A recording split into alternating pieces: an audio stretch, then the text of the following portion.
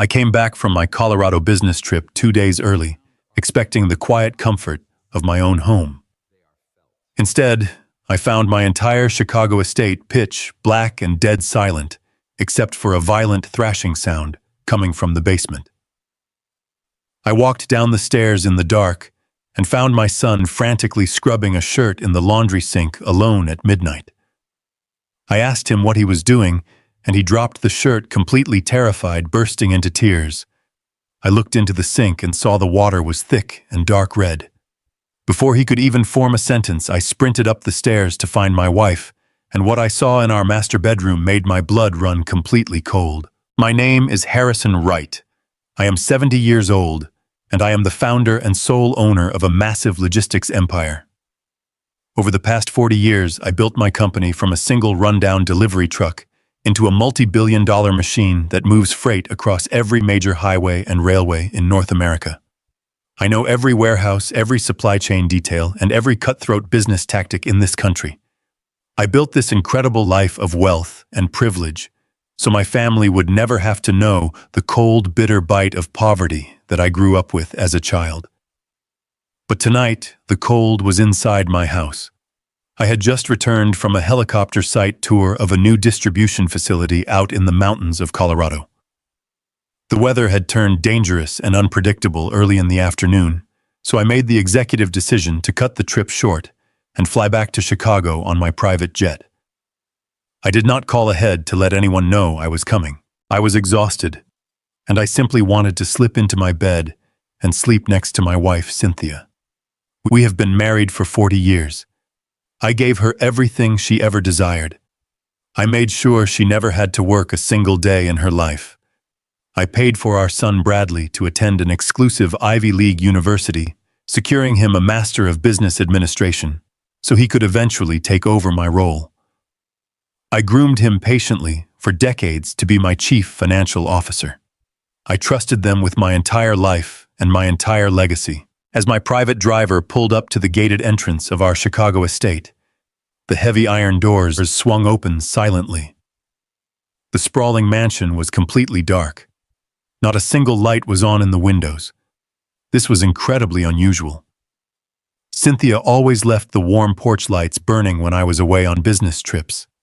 I thanked my driver, grabbed my small leather travel bag, and unlocked the heavy mahogany front door with my key.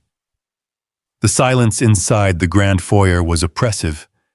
It felt heavy and unnatural, as if the house itself was holding its breath. I took off my winter coat, hung it in the closet, and stopped to listen. That was when I heard it. A rhythmic, violent thudding sound echoing up from the lower level. The basement. I left my travel bag by the front door and walked softly toward the basement stairs. The polished, hardwood floors felt incredibly cold beneath my dress shoes. The thudding grew louder and more erratic with every step I took down into the darkness. It was our heavy-duty washing machine. But it was not just running a normal cycle. It was thrashing wildly, as if something incredibly heavy and unbalanced had been thrown inside the drum. I turned the corner, and the harsh, bright, fluorescent light of the laundry room blinded me for a second.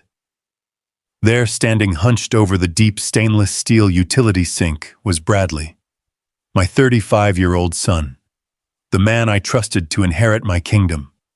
I was frantically, violently scrubbing a torn dress shirt under the running faucet. I stood there in the doorway for a long moment, just watching him. His movements were chaotic and completely desperate. This was a man who wore custom-tailored Italian suits every day. A man who paid professional services to detail his luxury cars and dry clean his wardrobe. He had not done a single load of his own laundry in his entire adult life. Yet here he was at midnight scrubbing wet fabric, as if his very life depended on getting it clean. I stepped forward into the harsh light, and I simply asked him, "What are you doing?" Bradley jumped as if a gun had been fired right next to his ear. He spun around and dropped the wet shirt into the sink. The color completely drained from his face, leaving him looking like a corpse. His eyes were wide with a deep, primal terror I had never before seen in another human being. He looked at me as if he was staring at a dead man walking.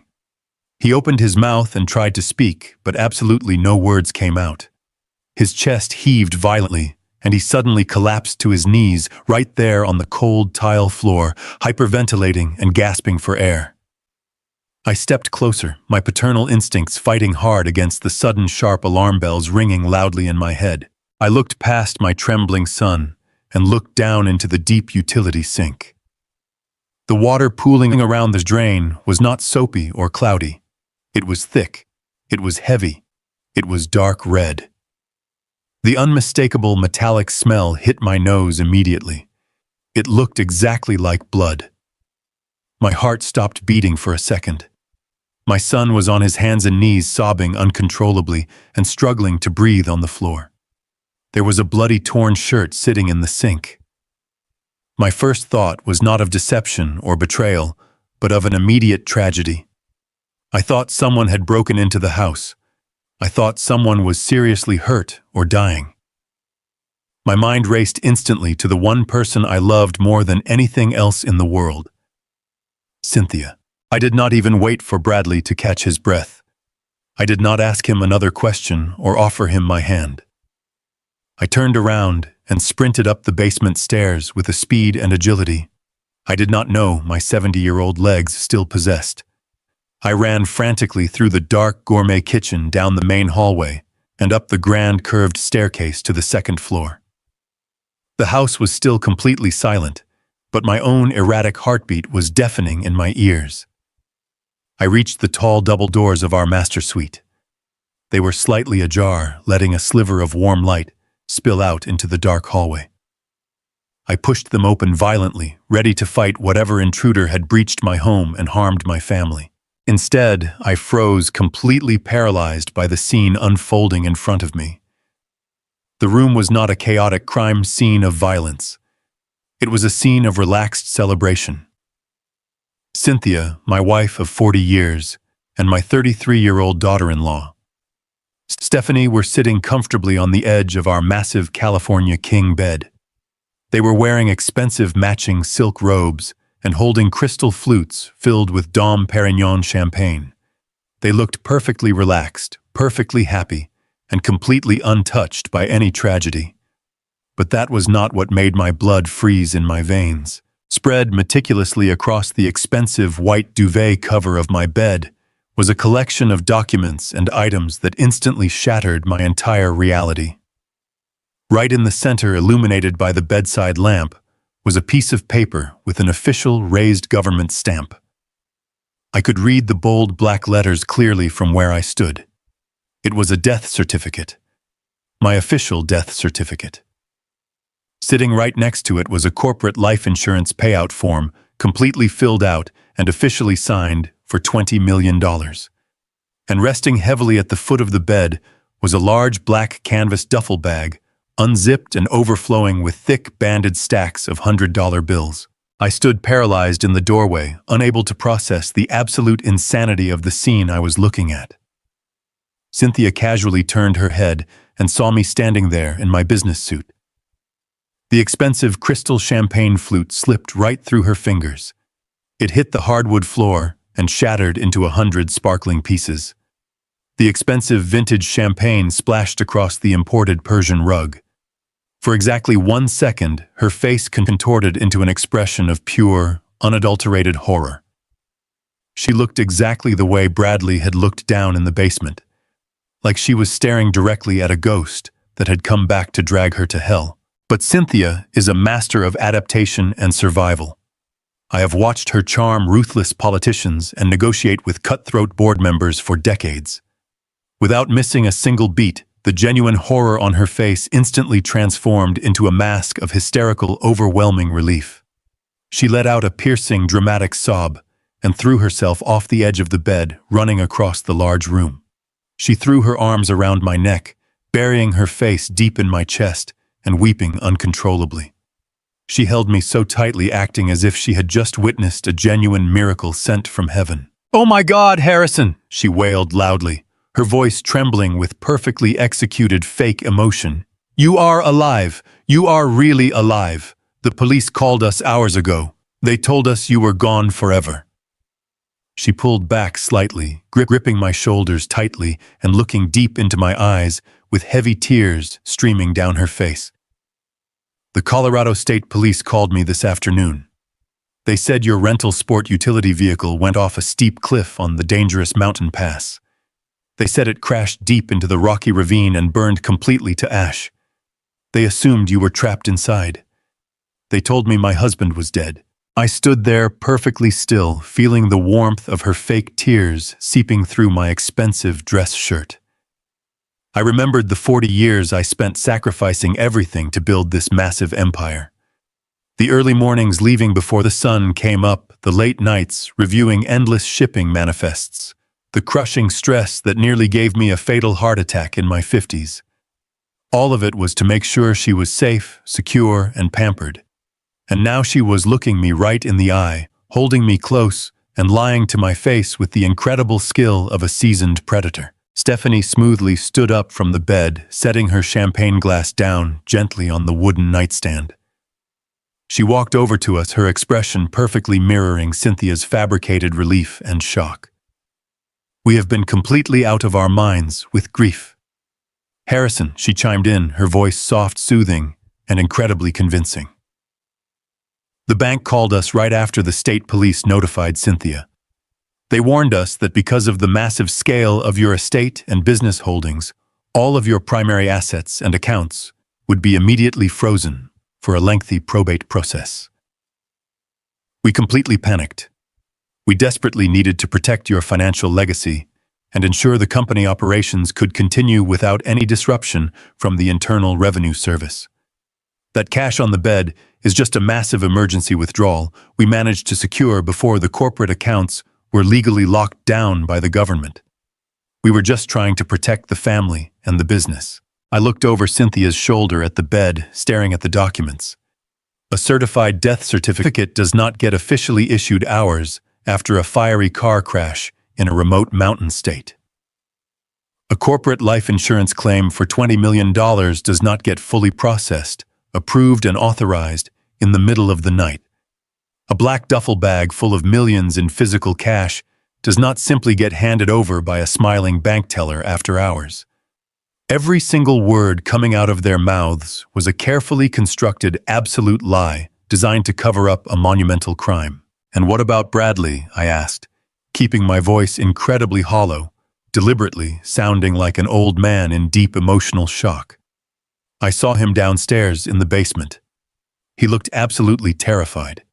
He was frantically washing a dress shirt covered in something that looked exactly like dark red blood. Cynthia did not even flinch at my question.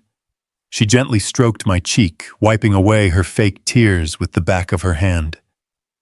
"Oh, Harrison," she whispered, her voice dripping with artificial sympathy and maternal concern. "Our poor sweet boy. When he heard the terrible news about your fiery crash, he completely fell apart.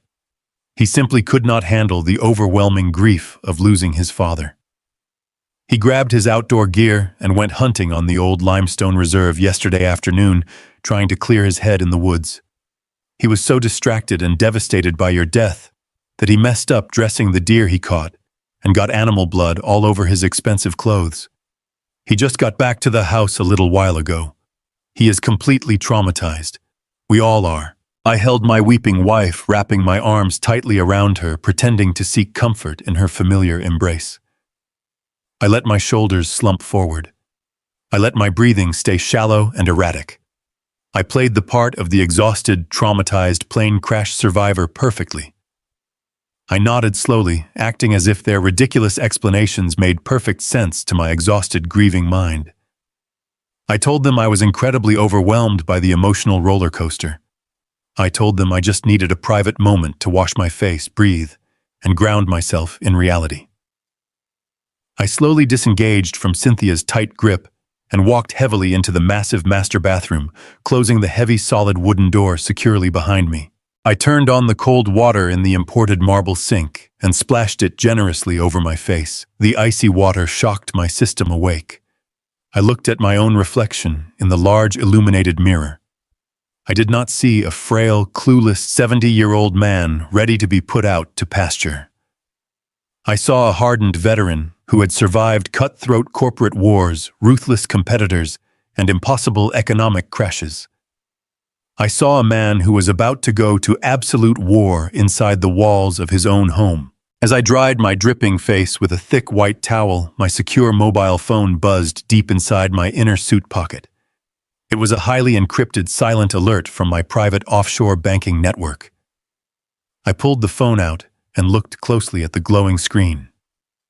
The automated notification was clear, undeniable, and damning. The biometric security override on my primary emergency offshore account had been successfully bypassed to access and transfer exactly $20 million. The advanced banking system requires strict dual authentication for that specific emergency override. It requires my live biometric data, or it requires the biometric data of the only other person in the entire world I ever legally authorized as a proxy in the event of my actual death. I stared at the glowing screen as the cold, hard truth settled permanently into my tired bones. There are only two people on this earth who possess the biometric clearance to access those specific hidden funds. Me, and the man downstairs who had just tried to violently scrub the physical evidence of his ultimate betrayal out of a torn, expensive dress shirt. My son. My own flesh and blood. They had not just prepared for my sudden death. They had actively planned it. They had paid someone to execute it. And when the hit completely failed in Colorado, and I walked unexpectedly through the front door, they smiled, hugged me, and welcomed me home. I stood frozen in the master bathroom, staring at the glowing screen of my encrypted mobile device. The biometric security override notification was a death sentence delivered in plain text. $20 million had been drained from my offshore emergency fund, and the only other person on the planet with the authorized retinal scan to access it was Bradley, my own son.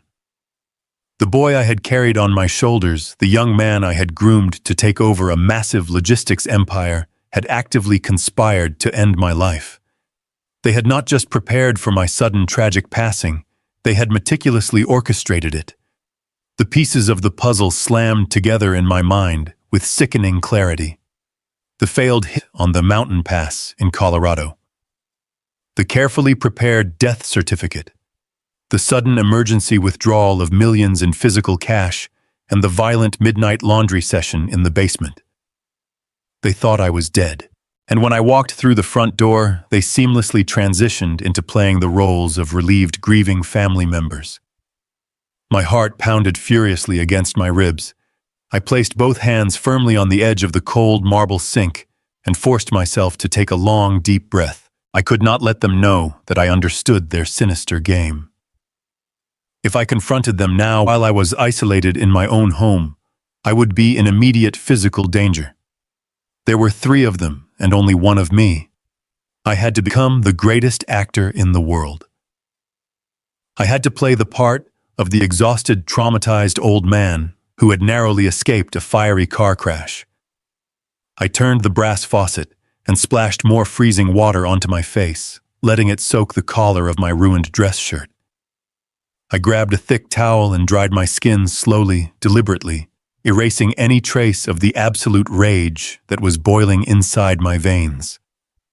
I looked at my reflection one last time, adjusting my posture to appear slightly hunched, slightly defeated. I unlocked the heavy wooden door and stepped back into the master bedroom. Cynthia and Stephanie were still standing near the California king bed. The black duffel bag overflowing with $100 bills was now zipped shut. Cynthia immediately rushed to my side, wrapping her arms around my waist and pressing her face against my chest in another perfect display of fabricated affection. "Oh, Harrison," she whispered softly, her voice trembling with artificial concern. "You look completely drained, my love. You need to rest right now. We can handle all the legal and financial matters tomorrow." I placed a heavy hand on her shoulder and offered a weak, trembling smile. "You are right, Cynthia," I murmured, keeping my voice low and raspy. The shock of the crash. The police reports the flight home, It has all been too much for my old heart to bear. I just want to lie down in my own bed." Stephanie quickly grabbed the heavy canvas bag of cash and the forged documents from the mattress. "I will put these in the secure safe downstairs, Harrison," she said smoothly. "Just rest and be thankful you are home safe with us." I nodded slowly, watching her walk out of the room with the physical evidence of their monumental betrayal. Cynthia helped me remove my suit jacket, acting like the devoted, loving wife she had pretended to be for 4 decades. Every touch made my skin crawl, but I allowed her to undress me and tuck me beneath the thick, warm covers of our expensive bed. She turned off the bedside lamp, plunging the massive room into complete darkness. She slipped under the covers beside me and rested her hand gently on my chest, right over my beating heart. I lay there staring blindly up at the ceiling, forcing my breathing to remain slow and steady. The minutes dragged on like agonizing hours. I listened to the rhythmic sound of her breathing, waiting for her to fall into a deep sleep. As I lay trapped in the dark, my mind raced back through the 40 years I had spent building this life. I remembered the early days of our marriage when we had nothing but ambition and a shared dream. I had worked myself into the ground, sacrificing my health and my youth to ensure she would never have to worry about money. I bought her mansions, luxury cars, and diamonds. I had funded our son through the most elite private schools and universities available. I had given them absolute financial security, and their gratitude was an execution order. The betrayal was so profound, it felt like a physical knife twisting slowly in my gut. But I would not let them win. I waited until the antique grandfather clock in the hallway chimed 3 times. 3 o'clock in this morning. Cynthia's breathing was deep and even. She was completely unconscious, dreaming of the $20 million she thought she had successfully stolen. I carefully lifted her arm off my chest and slid out of the bed, moving with absolute silence. I did not put on my shoes. I walked barefoot across the plush carpet, down the grand staircase, and through the dark, silent corridors of my estate. I headed straight back down to the basement laundry room. The harsh fluorescent lights were off now. I turned on a small utility lamp in the corner. I walked over to the stainless steel sink. It was empty and scrubbed clean. But Bradley had been panicked. He was not a professional criminal. I opened the large plastic trash bin next to the washing machine and began digging through the discarded items. Near the bottom, hidden beneath some old rags, I found it. The torn, expensive dress shirt he had been frantically washing when I first arrived. It was still soaking wet.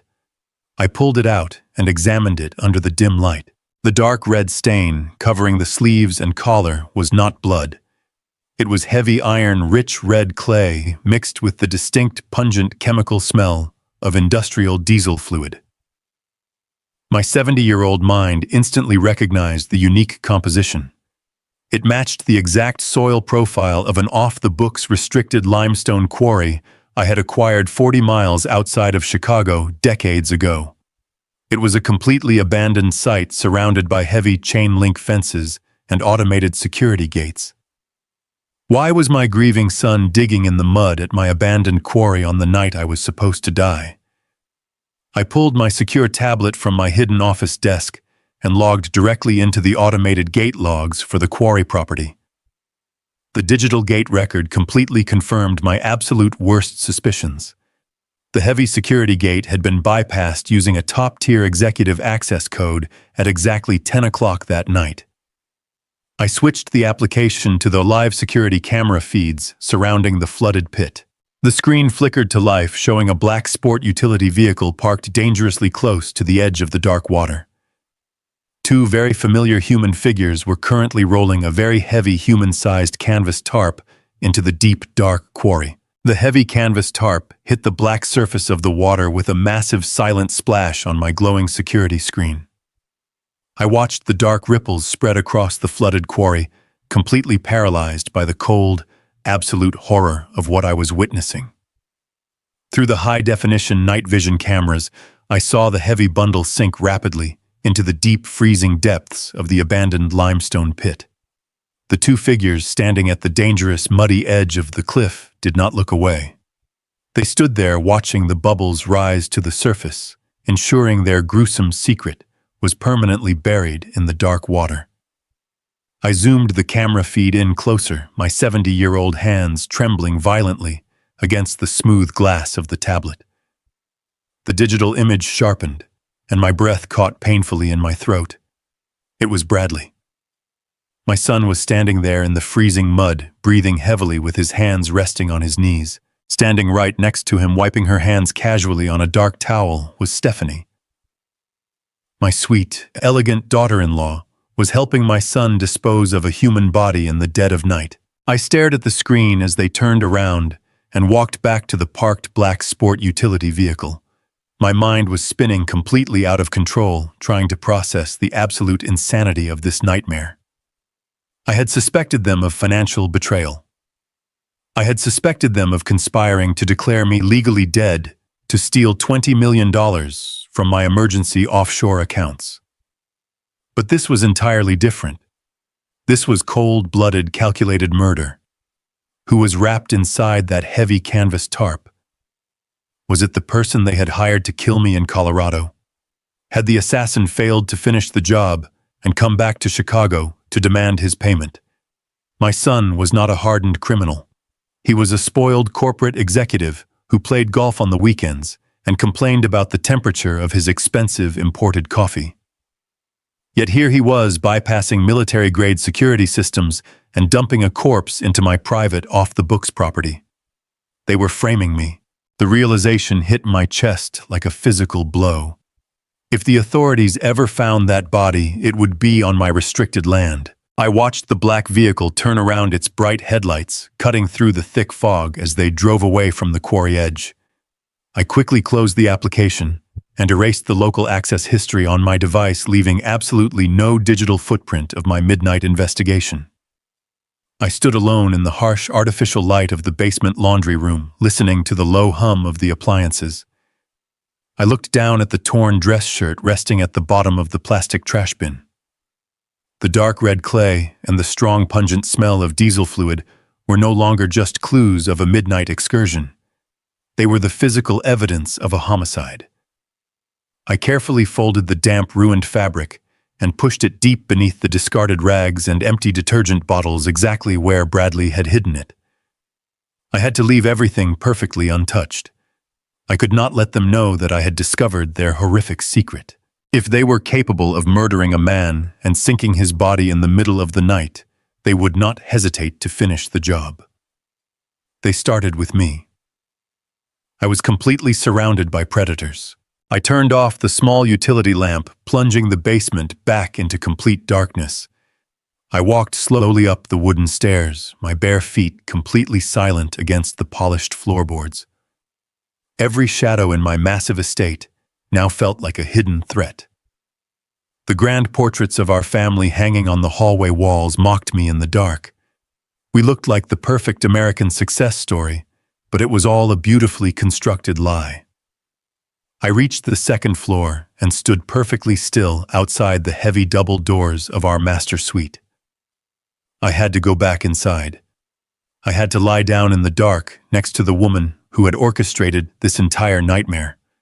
I took a long, deep breath, forcing my racing heart to slow down, forcing my facial muscles to relax into the expression of an exhausted, broken old man. I turned the brass handle with extreme caution and slipped quietly back into the massive bedroom. The room was still completely silent. Cynthia was lying exactly where I had left her, breathing in a slow, steady rhythm. I crept across the soft carpet and slid carefully beneath the heavy, warm blankets. I lay flat on my back, staring up at the invisible ceiling. I did not close my eyes for a single second. I listened to the antique grandfather clock ticking downstairs, marking the agonizingly slow passage of time. My mind raced through 1,000 different scenarios, trying to formulate a plan that would keep me alive while exposing their monumental crimes. I could not simply call the police. The local authorities would never believe a confused, exhausted old man who claimed his loving, wealthy family was secretly running a murder syndicate. Cynthia would easily manipulate the narrative. She would show them the fake death certificate. She would claim the trauma of the mountain crash had completely shattered my fragile mental state. They would use my accusations as proof of my declining health and assume legal guardianship over my entire estate. I needed concrete, undeniable proof. I needed to trap them in their own web of lies. As the first pale light of dawn began to creep through the heavy silk curtains, I made a silent vow to myself. I was going to tear this fake family apart piece by piece until nothing but the truth remained. The morning sun slowly illuminated the massive, expensive bedroom, casting long, dark shadows across the carefully imported designer furniture. Cynthia shifted gracefully under the heavy covers, letting out a quiet, soft sigh as she finally began to wake up. I immediately closed my eyes, letting my mouth fall open slightly, mimicking the heavy, exhausted sleep of a broken trauma survivor. I quietly felt her shift her entire weight on the expensive mattress. She leaned closely over me, her warm face hovering just mere inches above mine. I could easily smell the sweet, expensive lavender lotion rubbed on her skin. I kept my shallow breathing perfectly even, violently fighting the overwhelming physical urge to push her away from me.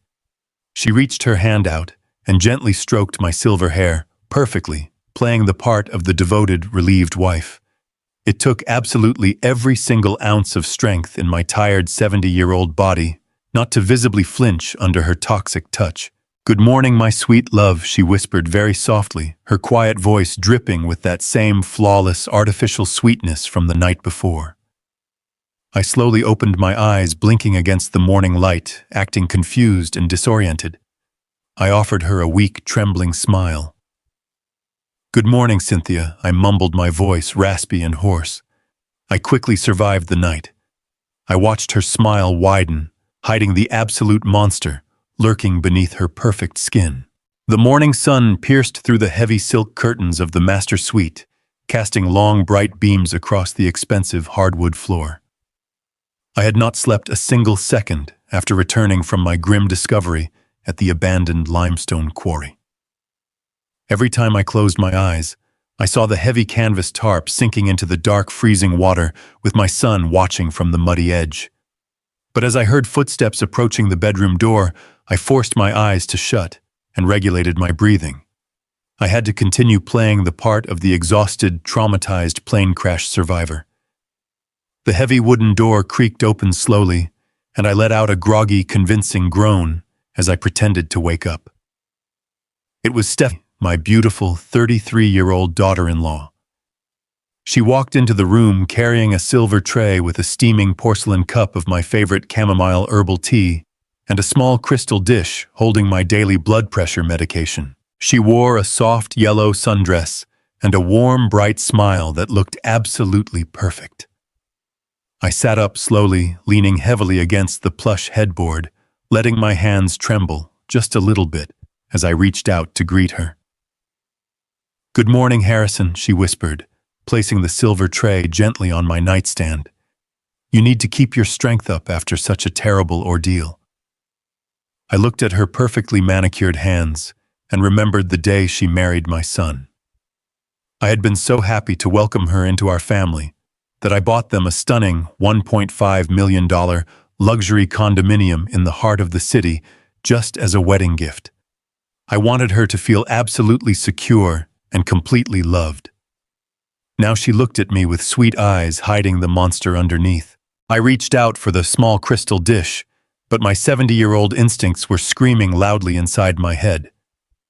After last night, I knew better than to trust anything they offered me. These people were not my caretakers. They were my executioners, waiting patiently. For the moment, I finally closed my eyes for good. I looked closely at the small blue capsule resting innocently against the smooth glass. It looked exactly like the expensive prescription medication I took every single morning to regulate my heart rate. But the air in the room felt incredibly heavy, and a deep primal warning resonated in my chest. I needed to secure that pill without raising any suspicion. I took a deep breath and immediately launched into a violent theatrical coughing fit. I hunched forward, clutching my chest and gasping for air as if my lungs were failing. My arm swept wildly across the bedside table, knocking the delicate porcelain cup completely over. The hot chamomile tea spilled everywhere, soaking the duvet cover and splashing onto the floor. "Oh my goodness, Harrison!" Stephanie cried out, jumping back to avoid the burning liquid. She frantically grabbed a thick white towel from the master bathroom and began dabbing at the massive wet stain. "I am so incredibly sorry, Stephanie," I gasped, keeping up the dramatic coughing routine while she was completely distracted. In that brief window of chaotic movement, my fingers moved with lightning speed. I snatched the blue pill from the crystal dish and slipped it deep into the hidden side pocket of my pajama pants. "It is fine, Harrison," she soothed, completely unaware of what I had just done. "I will get the housekeeping staff to change these ruined bed sheets immediately. You just lie back and try to rest your poor heart." An hour later, the house was completely empty. Stephanie and Cynthia had left for their morning spa appointments, acting like wealthy ladies without a single care in the world. I locked the heavy solid oak door of my private home office and turned on the bright desk lamp. My hands were steady now as I retrieved the small blue capsule from my pocket and placed it under a high-powered magnifying glass I used to inspect fine antique coins. To the naked eye, the pill was an absolutely flawless counterfeit. But under intense magnification, I could clearly see a tiny microscopic seam along the plastic casing that did not belong there. The factory seal had been meticulously tampered with. I took a small, sharp steel letter opener and carefully pried the two halves of the blue capsule apart. Instead of the familiar white powder of my legitimate medication, a thick, granular, dark gray substance spilled out onto the polished mahogany desk. I recognized the distinct, bitter chemical smell almost immediately. Back in the early days of building my logistics empire, I had consulted with hazardous materials experts to transport restricted chemical compounds. This was not medication designed to manage my high blood pressure. It was a highly potent, untraceable synthetic cardiac arrest inducer. If I had swallowed this pill with my morning tea, my heart would have violently stopped beating within 15 minutes. The local medical examiner would have written it off as a tragic natural heart attack, brought on by the immense stress of surviving a fiery mountain plane crash.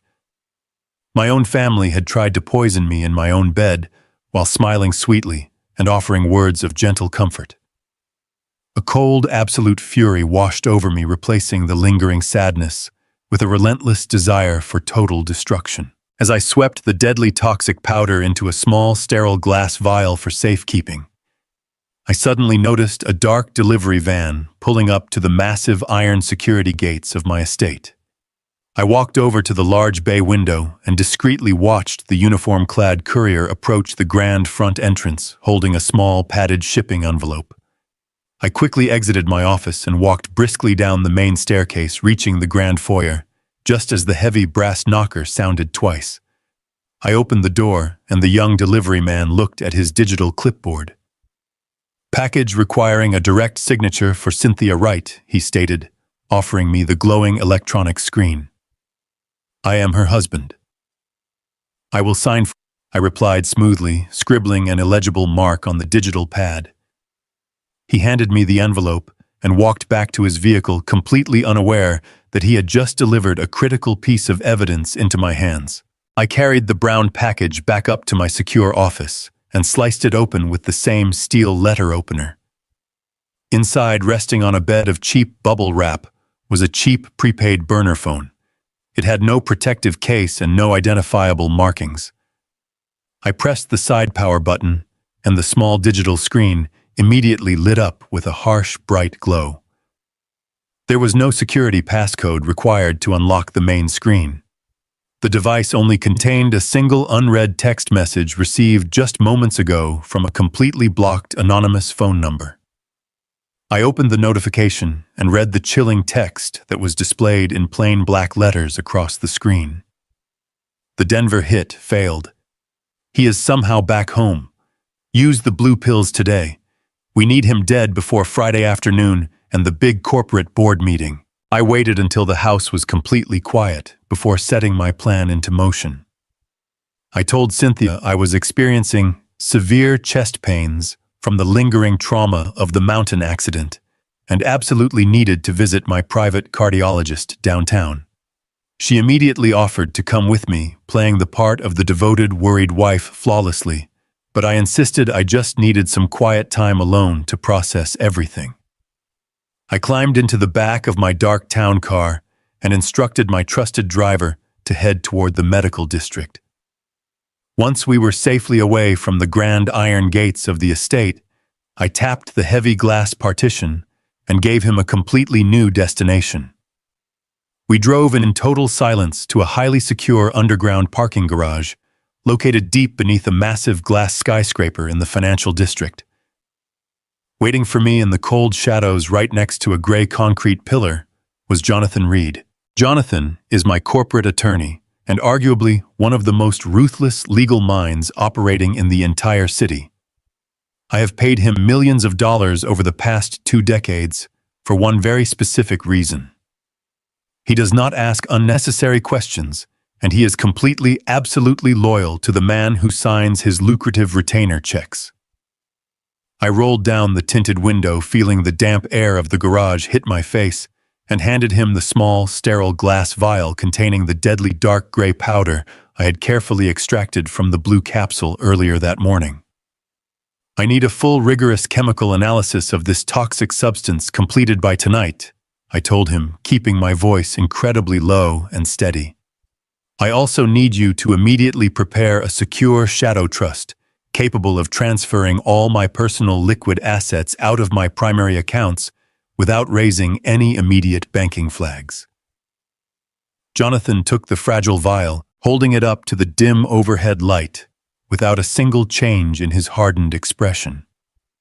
He simply nodded, slipped it into his tailored jacket pocket, and walked silently back to the private executive elevator. With the physical evidence successfully handed off to the only lawyer I could trust, I moved swiftly to the next critical phase of my survival strategy. I desperately needed an inside ally. I needed someone brilliant, someone who possessed the intellect to understand the highly intricate financial web of my corporate structure. And most importantly, I needed someone who harbored absolutely no blind loyalty or emotional attachment to Cynthia Bradley or Stephanie. There was exactly one person in this entire world who perfectly fit that exact description. My estranged daughter, Natalie. She is 30 years old, and she currently runs a highly successful, cutting-edge architectural firm located across town. I had foolishly sidelined her for years, actively pushing her away from the family business, because I blindly, foolishly favored Bradley as my ultimate successor. I had wrongly convinced myself over the years that she was far too fiercely independent, far too impossibly stubborn to ever fall in line with my strict corporate vision. The bitter, agonizing truth that I was finally forced to accept was that she was exactly unconditionally like me. She was a builder, a survivor, a fighter, who never backed down from an impossible challenge. I directed my driver to her minimalist modern firm, and I walked straight past the sleek wooden front desk, completely ignoring the confused young receptionist calling out my name. I pushed open the heavy frosted glass door to her private corner office and stepped directly inside. Natalie was standing quietly by a massive illuminated drafting table, meticulously reviewing a complex set of structural blueprints. She slowly looked up and completely froze. She had deliberately not attended the fake morning session happening back at my Chicago estate. She did not actually know that I was supposedly dead, burned to ash in a twisted canyon, or that I was miraculously alive and well. She simply saw her deeply estranged father standing unexpectedly in the center of her private office for the first actual time in nearly 3 long, bitter years. I calmly closed the heavy glass door firmly behind me and engaged the steel lock. I walked slowly over to her side of the room, and I did something I had not genuinely done since she was just a little girl playing in our backyard. I swallowed my pride and I apologized. I looked my brilliant daughter directly in the eyes and told her that I had been an absolute, complete, arrogant fool. I told her I had been willfully blinded by the illusion of a perfect family, and that I had chosen the entirely wrong child to blindly trust with my entire corporate legacy. Natalie did not flinch at my words. She did not shed a single tear or act remotely surprised by my sudden confession. She simply crossed her arms over her tailored blouse and waited patiently for me to finish speaking. Without saying another single word, I reached deep into my suit pocket and placed the cheap plastic prepaid burner phone directly on the center of her pristine, organized desk. I swiped the glass screen, unlocked the main display, and showed her the glowing anonymous text message explicitly ordering my immediate execution before Friday afternoon arrives. She leaned forward and read the digital message twice. Her expression remained completely, impossibly impassive, presenting a perfect, flawless mask of cold, calculated observation. "You are definitely not the only one who has been quietly watching them operate," she finally whispered, turning her back to me and walking directly over to her massive desktop computer. She typed in a highly complex, rapid sequence of secure passwords and quickly opened a hidden, heavily encrypted private server. She looked at me and revealed the shocking truth. She had been secretly, systematically auditing my massive logistics company from the outside for the past 8 consecutive months, because her instincts told her Bradley was aggressively, illegally embezzling massive amounts of corporate funds. She smoothly turned the large glowing monitor toward me so I could see the undeniable proof. It was a hidden, detailed shadow ledger. Bradley had not just been casually stealing a few $100,000 to fund his lavish luxury lifestyle. He had been systematically, meticulously draining my company's primary liquid operating assets and transferring them directly into a completely untraceable offshore shell corporation.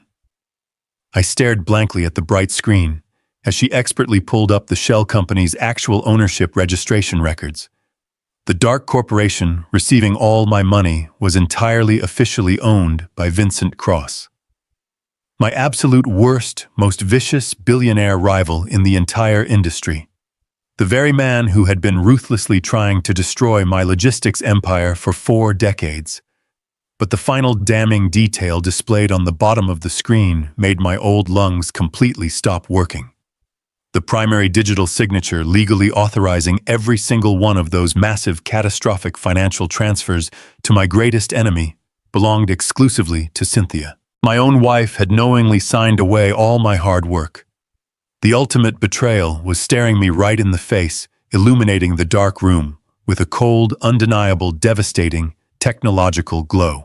I stood in the glow of my daughter's computer screen, realizing I had been completely blind for over 30 years. Natalie did not offer empty words. She offered a strategy. We spent the next 3 hours in her secure office mapping out the floor plan of my massive Chicago estate. She knew every blind spot and structural vulnerability because she had secretly studied my home when she suspected financial fraud. We needed eyes inside the house. We needed absolute proof of their conspiracy before we could strike back. Natalie made a single phone call hiring an elite former Central Intelligence Agency tactical surveillance team to wire my home. We just needed a window of time when the mansion was empty. That opportunity presented itself the next afternoon. Cynthia walked into my office wearing an expensive dress and a flawless artificial smile. She told me she, Bradley, and Stephanie were going to the local country club to attend a special luncheon celebrating my miraculous survival. She kissed my forehead, telling me to rest in the quiet house. I played the part perfectly, thanking her for her love. I watched from the second-floor window as my son drove them away. The moment their car passed through the main iron gates, I sent a secure text message to Natalie. 10 minutes later, a plain white utility van pulled up the long driveway. 5 men in generic gray coveralls stepped out of the vehicle, carrying heavy metal equipment cases. Natalie walked behind them, looking like a commanding general stepping onto a battlefield. She directed the men with quiet, absolute authority. They moved through my home with incredible precision. They installed military-grade, high-definition micro cameras inside the air conditioning vents, behind the imported artwork, and inside the intricate crystal chandeliers.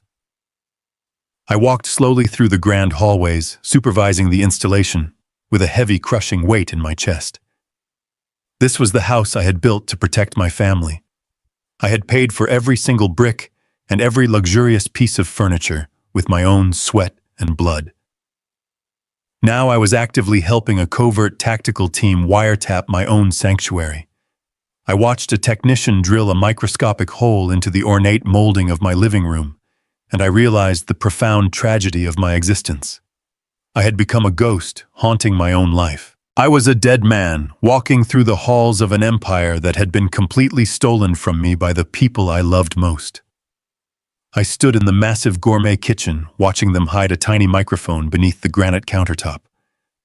I remembered all the joyful holiday dinners we had celebrated in this room.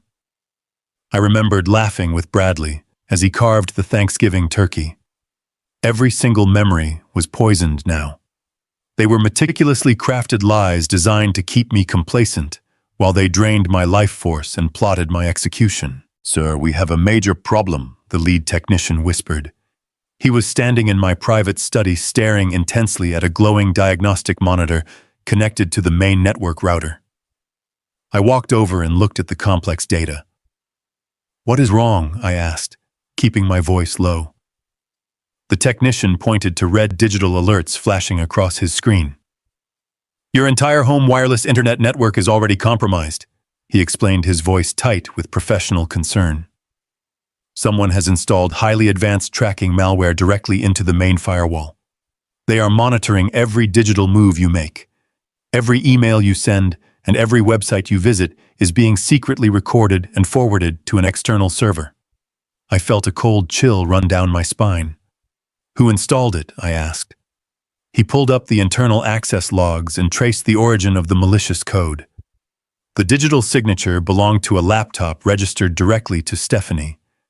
My son's incredibly sweet, elegant wife had not just been smiling at me over breakfast. She had been actively surveilling my entire digital existence, waiting for me to make a mistake. "If we connect these new hidden cameras to your current home network, she will immediately detect the massive data surge," the technician warned. "She will know we are watching them.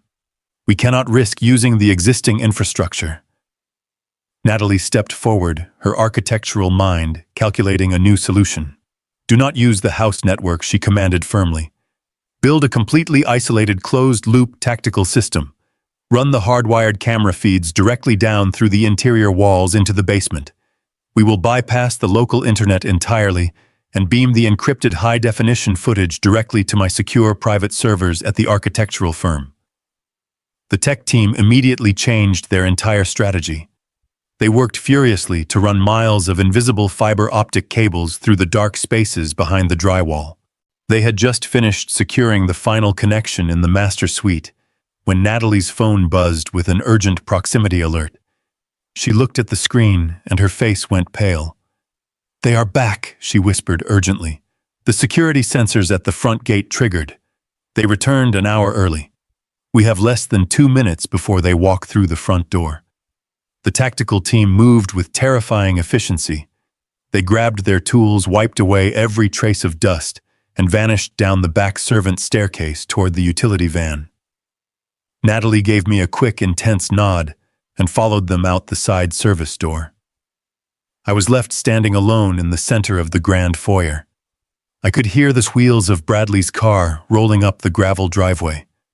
My heart hammered violently against my ribs. I practically dove into my private study, closing the door behind me. I threw myself onto the sofa, grabbed a blanket, and closed my eyes, forcing my breathing into a slow, deep rhythm. I heard the heavy front door open.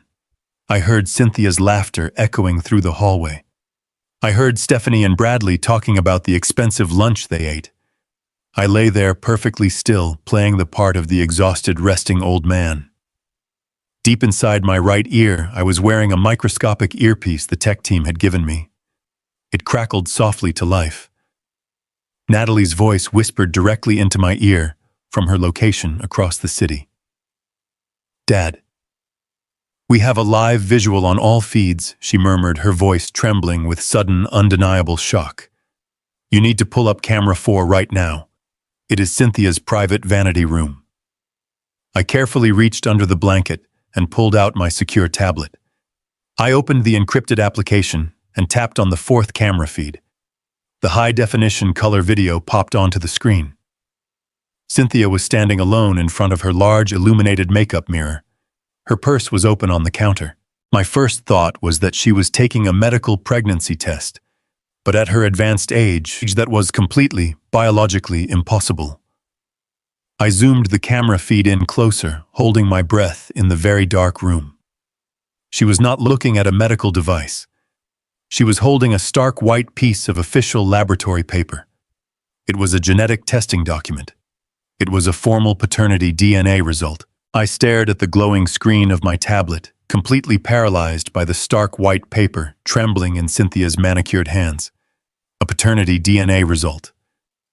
The heavy letters at the top of the laboratory document were crystal clear through the high-definition micro camera. My 70-year-old mind raced trying to understand why my wife of 40 years would be holding a genetic test. Bradley was 35. We had never questioned his parentage. He had my nose, my chin, or so I had foolishly believed for my entire adult life. I watched as Cynthia carefully folded the crisp paper and slipped it deep into her expensive leather purse. She walked over to the heavy solid oak door of her vanity room and locked it with a sharp click. She was making absolutely sure she was completely alone. Then she reached into the hidden bottom lining of her makeup drawer and pulled out a cheap plastic prepaid burner phone. It looked exactly like the one I had intercepted from the courier that very morning. My breathing stopped. I pressed my index finger against the tiny earpiece hidden deep inside my right ear, waiting for the tactical surveillance microphone to capture the audio. The former Central Intelligence Agency team had wired the entire mansion with military-grade equipment. I could hear the faint rhythmic dialing tones as she punched in a long international number. She held the cheap plastic device close to her mouth, looking nervously at the locked door. The secure line connected, and a deep, raspy voice echoed directly into my ear. It was a voice I recognized instantly, a voice that belonged to a man I had fiercely fought in cutthroat corporate boardrooms for over 4 decades. It was Vincent Cross. Vincent Cross was a ruthless billionaire logistics magnate and my absolute worst rival in the entire industry. We had spent our entire careers trying to utterly destroy each other. He was a man devoid of morals, a predator who built his empire on hostile takeovers and broken lives. Hearing his deep, raspy voice echoing inside my own home felt like a physical violation. Cynthia leaned forward, resting her elbows on the expensive marble vanity counter. Her voice dropped to a soft, conspiratorial whisper that made my stomach violently turn. "The plan is working perfectly, Vincent," she murmured, her tone dripping with a dark, twisted affection I had not heard from her in years. "Harrison is declining rapidly. The fake mountain crash completely broke his spirit, and the blue pills are finally working. He is weak, exhausted, and completely oblivious. He thinks he just narrowly escaped death." Vincent let out a low, cruel laugh on the other end of the line. "Excellent work, my love," he replied, his voice grating like rough sandpaper. "And the corporate merger documents, are they completely prepared?" Cynthia smiled at her own reflection in the illuminated mirror. "Everything is ready, Vincent," she whispered. "Bradley is ready to sign the final transition papers on Friday afternoon. The moment Harrison formally steps down, our son is finally going to inherit what is rightfully yours. He will hand you the keys to the entire Wright logistics empire on a silver platter." My chest tightened so painfully I thought my heart was literally going to explode. The dark room around me began to violently spin. The expensive leather sofa, the antique wooden bookshelves, the thick Persian rug, everything blurred into a dizzying nightmare. Our son. Cynthia had just called Bradley our son while speaking to my greatest enemy. The devastating, absolute truth slammed into me with the force of a runaway freight train. Bradley was not my biological child. He was the biological son of Vincent Cross. My wife had been secretly sleeping with my worst rival for nearly 40 years. She had gotten pregnant and passed the child off as my own flesh and blood. I had spent 35 years funding, raising, and deeply loving a Trojan horse perfectly designed to destroy me from the inside out. I had paid for his elite private schools.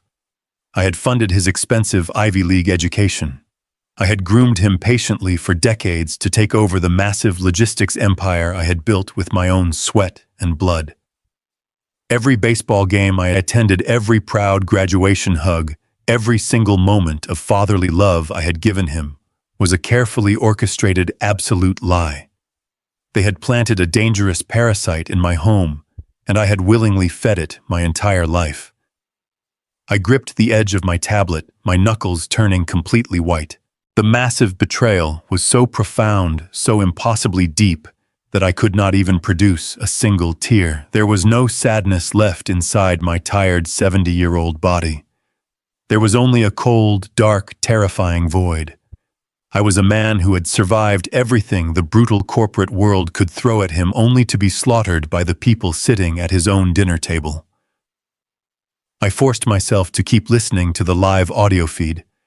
I needed to know exactly how deep this toxic infection truly went.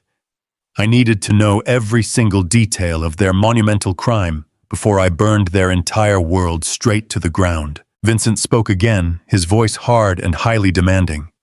Make sure Bradley does exactly what he is told, Cynthia. He has been acting extremely erratic lately. I do not like erratic behavior when there is $150 million on the line. Cynthia quickly nodded, even though he could not see her.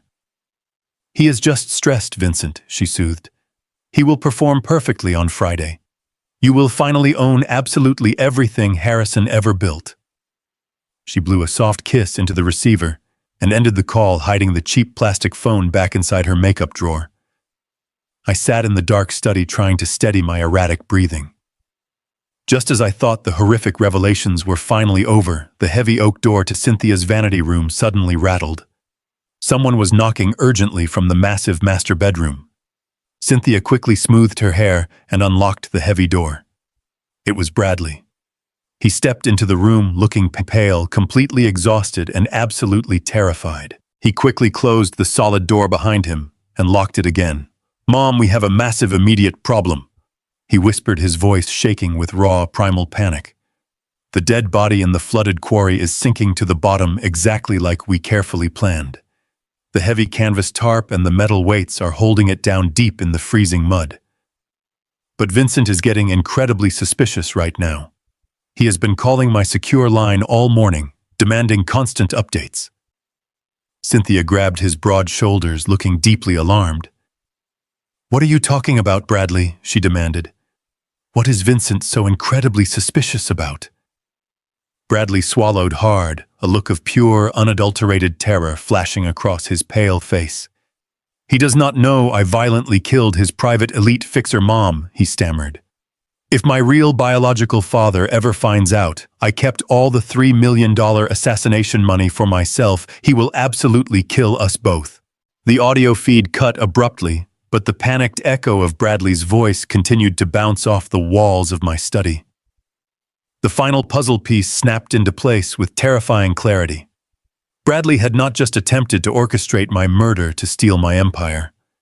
He had actively double-crossed his own true biological father.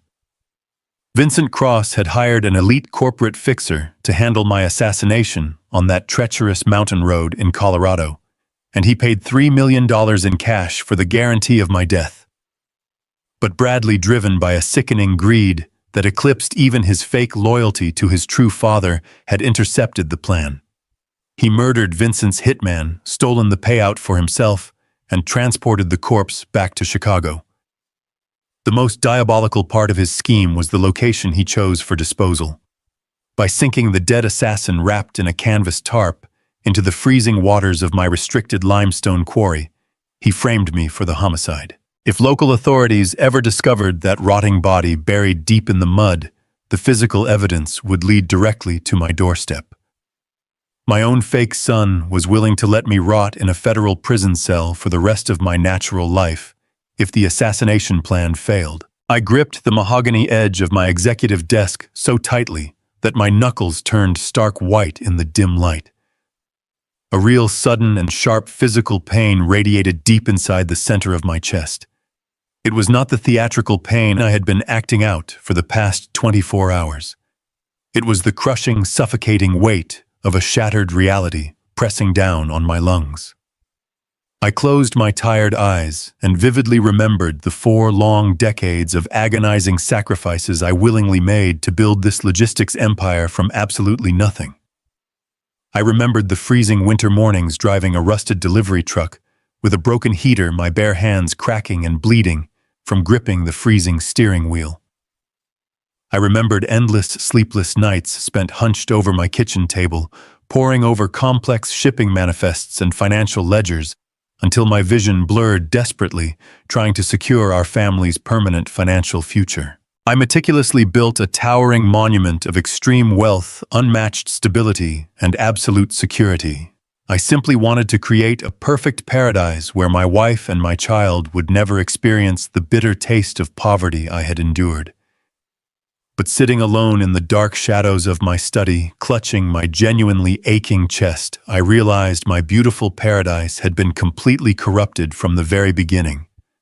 My decades of backbreaking hard work, endless personal sacrifices, and unconditional paternal love had been systematically reduced to a brutal blood-soaked slaughterhouse of sheer, unadulterated greed. My first primal instinct was to pick up my desk phone, dial the emergency authorities, and have an armed police tactical team raid the mansion right this second.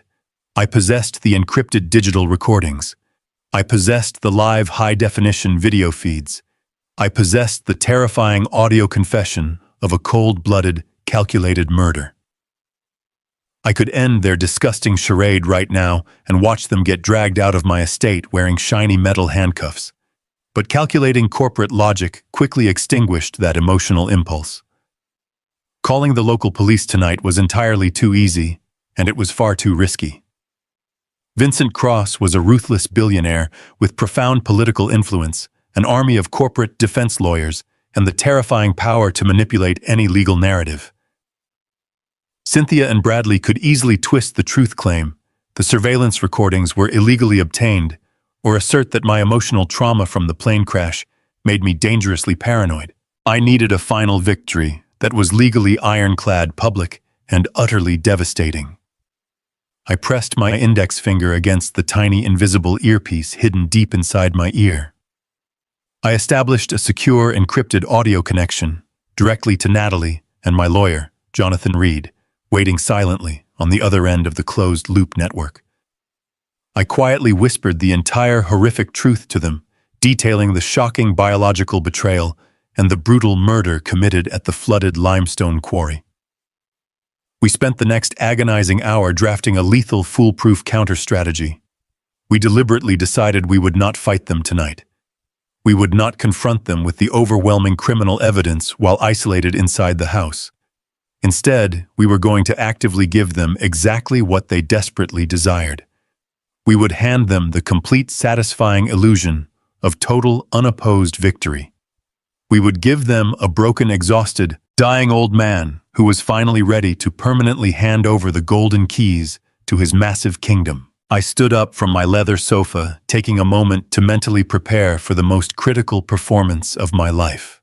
I unbuttoned my stiff collar intentionally, messed up my silver hair, and forced my natural breathing to become incredibly shallow and extremely ragged. I needed to physically look exactly like a frail man whose body was failing under the crushing pressure of severe emotional trauma and declining cardiovascular health. I unlocked the heavy oak door of my study and stepped carefully out into the brightly lit main hallway of the second floor. I let my left leg drag clumsily across the polished hardwood floor. I slumped my right shoulder downward and desperately grabbed the hallway wall for necessary physical support. I let out a loud, painful, ragged groan, tightly clutching the left side of my chest with a violently trembling right hand. I was actively putting on an Oscar-worthy, flawless performance of an exhausted, dying old man currently experiencing a severe, debilitating microstroke. The loud, disturbing noise of my physical struggle echoed sharply down the quiet corridor, instantly drawing their panicked attention. The double doors to the massive master suite burst violently open. Bradley sprinted down the long hallway, his pale face a perfect, flawless mask of fabricated, desperate, loving concern. He urgently reached out and grabbed my slumping shoulders, preventing my heavy body from collapsing downward onto the expensive imported Persian rug. He held my weight up securely, his surprisingly strong hands gripping my tired arms with an intense, suffocating pressure that made my empty stomach violently turn with absolute disgust. I looked deeply into his dark eyes, intentionally, letting my own tired eyes roll back slightly into my head, playing the tragic broken victim absolutely flawlessly. But exactly as he quickly leaned in close to physically support my falling weight, the perfect loving mask of the devoted, terrified son slipped downward for just a tiny, imperceptible fraction of a single second. A dark, deeply triumphant and purely evil smile flashed very quickly across his pale face, completely hidden from the direct view of his anxious mother, who was currently running frantically up the hallway right behind him. He pulled me aggressively and tightly against his strong chest, actively acting exactly as if he was heroically saving my fragile life from a sudden medical emergency. And he slowly leaned his warm mouth directly next to my ear. "Dad, it is time to step down," he whispered softly, his low voice dripping with a cold, highly victorious, and completely lethal poison. The twisted smile hiding behind his fake concern was the ultimate confirmation of his absolute betrayal. I let my heavy body go completely limp against his chest, acting as if the sudden microstroke had entirely drained my remaining physical strength. He guided me into the dark study and laid me on the leather sofa, playing the devoted son flawlessly. Cynthia rushed into the room behind us, beginning a hysterical performance of her own. "Harrison, what is happening?" she cried, dropping to her knees and grabbing my hand. I kept my breathing extremely shallow and allowed a weak, trembling groan to escape my dry lips. "My heart is just so incredibly tired, Cynthia," I whispered, making my voice sound hollow and broken. "The mountain crash took absolutely everything out of me. I just need to rest." Stephanie appeared holding a silver tray with a steaming bowl of soup and a crystal dish. She walked over with a gentle, soothing smile that made my stomach violently churn. "You need to eat something, Harrison," she murmured softly, placing the tray on the low wooden coffee table. "I made you some warm soup to help you regain your strength, and we need to make sure you take your evening medication so your heart rate completely stabilizes." I knew exactly what was inside that fresh blue capsule, waiting on the crystal dish. It was another dose of the untraceable synthetic cardiac arrest inducer, designed to stop my heart before Friday morning. I slowly, playing the part of the compliant, broken old man perfectly. Stephanie sat on the edge of the sofa and carefully dipped a silver spoon into the hot soup. She brought it to my lips, blowing on it gently. I opened my mouth and let her feed me, but deliberately let a large portion spill onto my ruined shirt. "Oh, I am so sorry, Harrison," she cooed, grabbing a thick white napkin to wipe my face. During that distraction, I quickly spat the soup directly into a hidden coffee mug tucked beside the cushions. I repeated this exhausting charade for 10 long minutes, pretending to swallow, while secretly emptying my mouth whenever she looked away. When the bowl was finally empty, she handed me a glass of water and the deadly blue pill. I placed the capsule on my tongue, took a large gulp of water, and immediately faked a violent coughing fit. I brought my hand up to my mouth, turning my head away from them, and smoothly dropped the toxic pill deep into my shirt pocket. "There you go." Stephanie smiled warmly, completely oblivious to my deception. "You will feel much better very soon." She picked up the empty silver tray and quietly left the dark study, with Cynthia following closely behind her. I was finally left entirely alone with the man who wanted me dead. Bradley stood by the large window looking out over the dark, sprawling estate I had paid for. He slowly turned around and walked over to my desk, picking up a thick leather binder he had brought into the room earlier. He brought it over to the sofa and sat down heavily in the armchair facing me. "Dad, we need to have a difficult conversation," he said with fabricated solemnity. "Your health is rapidly declining. You just had a terrifying microstroke right in front of us." I looked at him with watery, tired eyes, letting my hands tremble visibly against the leather cushions. "I know, Bradley," I whispered, my voice deliberately raspy and weak. "I can feel my own body giving up on me. I do not have much time left." He nodded, his face a perfect mask of tragic acceptance. "That is why I took the liberty of calling Jonathan Reed to prepare these legal documents." He lied smoothly, completely unaware that Jonathan and I were already working together to orchestrate his ultimate downfall.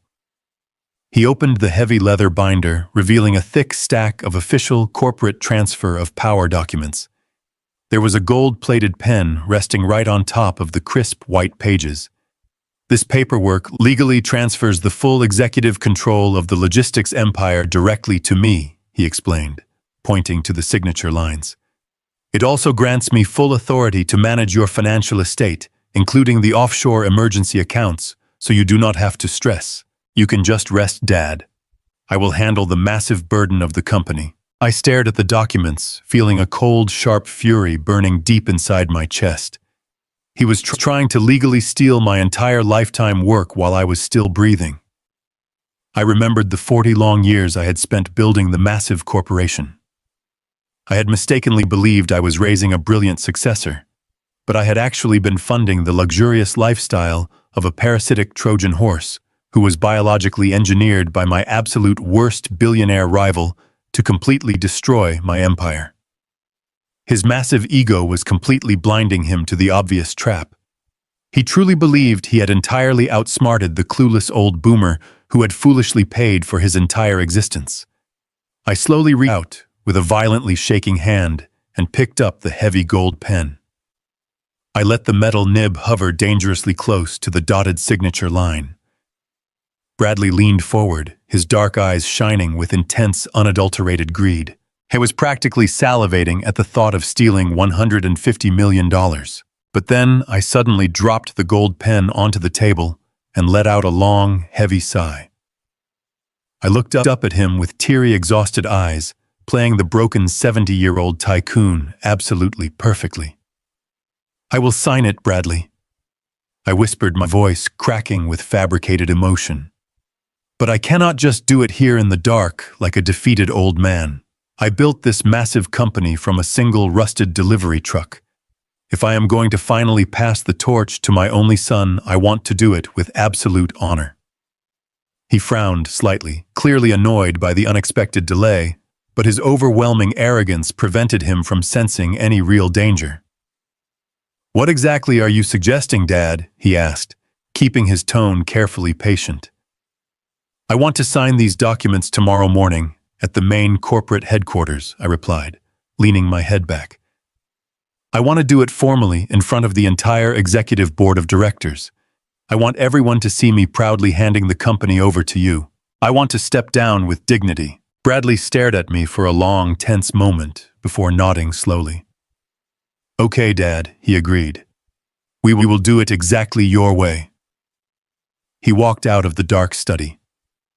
That night, my tactical security team finally retrieved the heavy body from the freezing, flooded quarry.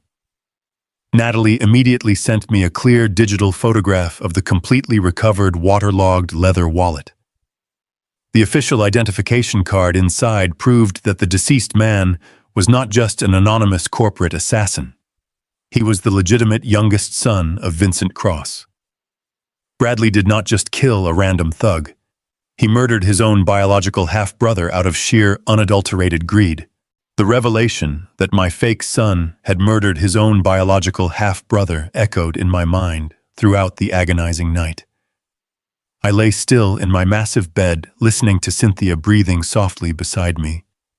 She was sleeping with the peaceful rhythm of a woman who believed she had conquered the world. She had no idea that the walls of her fraudulent empire were about to collapse. When the first pale rays of Friday morning sunlight pierced through the heavy silk curtains of our master suite, I knew the ultimate day of reckoning had arrived. Today was the day I would reclaim my stolen life. I slowly slid out from beneath the warm covers. I walked silently into my closet and stood before the long rows of expensive tailored clothing. For the past 3 days, I had deliberately dressed in soft, comfortable pajamas to perfectly project the image of a frail, recovering victim. But today, I was going to a corporate execution, and I needed to wear my armor. I reached deep into the back of the closet and pulled out my dark Tom Ford suit. I paired it with a crisp, bright white dress shirt and a solid blood-red silk tie. As I buttoned the expensive shirt, my 70-year-old hands were completely steady. The crushing chest pain and the overwhelming emotional shock of the previous days had evaporated. They had been entirely replaced by a cold, calculated, absolute resolve. I looked at my reflection in the full-length mirror. I looked exactly like the ruthless corporate titan who had built a massive international logistics empire from absolutely nothing. But I could not let them see that man just yet. The trap required one final flawless performance. I walked over to the corner of the closet and picked up a heavy, polished wooden cane. I intentionally slumped my shoulders forward, letting my spine curve unnaturally. I practiced leaning heavily, my full body weight, letting my left leg drag slightly across the plush carpet. I softened my sharp gaze and forced my facial muscles to relax into an expression of deep exhaustion and quiet defeat. I was no longer Harrison Wright, the billionaire conqueror. I was Harrison Wright, the broken, tired old man who was ready to surrender his entire kingdom. I slowly shuffled out of the closet and back into the main bedroom, leaning heavily on the wooden cane. Cynthia was finally awake and sitting elegantly at her vanity mirror, applying her makeup. She turned around and smiled sweetly when she saw me standing there in my tailored suit. "Oh, Harrison," she murmured softly, her voice dripping with that artificial affection. "You look handsome this morning, my love. But are you entirely sure you possess the physical strength to do this today? We could easily postpone the board meeting and have the legal notary come directly to the house." I shook my head slowly, putting on a brave but incredibly tired smile. "No, Cynthia," I rasped, my voice weak. "I need to do this properly. I need to look the board of directors in the eye when I formally hand the reins of the company over to our son." Cynthia stood up gracefully from her vanity chair and walked slowly toward me. She wore a navy dress that perfectly accentuated her figure. She stopped right in front of me and gently placed her hands on the lapels of my jacket. She carefully adjusted the collar, smoothing out my shoulder. Then she reached up and began to slowly straighten my red silk tie. Her touch felt exactly like the bite of a snake, but I forced myself to remain still. I looked deeply into her eyes. Those were the same eyes that had looked back at me with fake adoration on our wedding day. I saw the 35 years of absolute deception hiding beneath her skin. I saw the thousands of lies, the stolen millions, the hidden phone calls with my greatest enemy, and the deadly poison she had tried to feed me. She leaned forward and gently kissed my cheek, her perfume filling my nose. "You are doing the right thing, honey," she lied flawlessly, looking right into my eyes with a perfect mask of loving devotion. "You have worked so hard for our family your entire life. It is finally time for you to rest." I held her gaze, feeling the cold, dark fury burning inside my chest. I offered her a weak, trembling smile in return. "I know I am, Cynthia," I whispered softly. "Today, everyone gets exactly what they deserve." She patted my chest affectionately, unaware that she had just sealed her own ultimate fate. We slowly walked down the staircase, with me leaning heavily on the wooden cane and taking each step with fabricated difficulty. Bradley was already waiting for us in the grand foyer, looking sharp and arrogant in a custom suit. He rushed forward, grabbing my arm to help me navigate the final 3 steps, playing the devoted son. "Take your time, Dad," he said smoothly, his dark eyes shining with pure greed. "The entire board is ready and waiting for you." My private driver was waiting outside with the engine running on the luxury town car. Bradley practically carried me into the back seat, treating me like a fragile piece of glass. Cynthia slid in right beside me and Bradley took the front passenger seat. The heavy doors closed, shutting out the cool morning air. The long drive toward the downtown financial district was an exercise in psychological torture. The car was silent, except for the low hum of the engine and the classical music playing softly through the speakers. I sat trapped in the back seat, sandwiched between the 2 people who had orchestrated my murder. I watched the city of Chicago roll past the tinted windows. I had conquered this city through decades of ruthless negotiation and impossible sacrifices. I glanced sideways at Cynthia, who was scrolling through her mobile phone checking her stolen offshore accounts. I looked at the back of Bradley's styled head, knowing his hands were covered in the invisible blood of his own biological half-brother. The vehicle finally slowed down as we entered the downtown financial district, navigating through the morning commuter traffic. My driver pulled the heavy car up to the front entrance of my glass-walled corporate headquarters. The towering skyscraper reflected the bright morning sunlight. The driver opened my door, and Bradley rushed over to help me out, playing his fake part. I gripped the brass handle of my wooden cane and planted my feet onto the cold concrete pavement. We slowly walked through the thick glass doors and stepped into the grand marble lobby. My gaze cut straight across the massive room toward the polished reception desk. Standing there perfectly still amidst the morning rush was Natalie. My loyal daughter was dressed in a sharp black suit. She looked like a trained professional assassin waiting. Our eyes locked from across the wide corporate lobby. We did not exchange any words or make any obvious gestures. We simply shared one silent, subtle nod. The trap was now fully primed. We moved past the reception desk. I walked across the polished marble floor of the lobby, keeping my head bowed and my shoulders slumped to maintain the illusion of my fragile state. Bradley kept a firm grip on my elbow, guiding me toward the private elevator that serviced the 50th floor.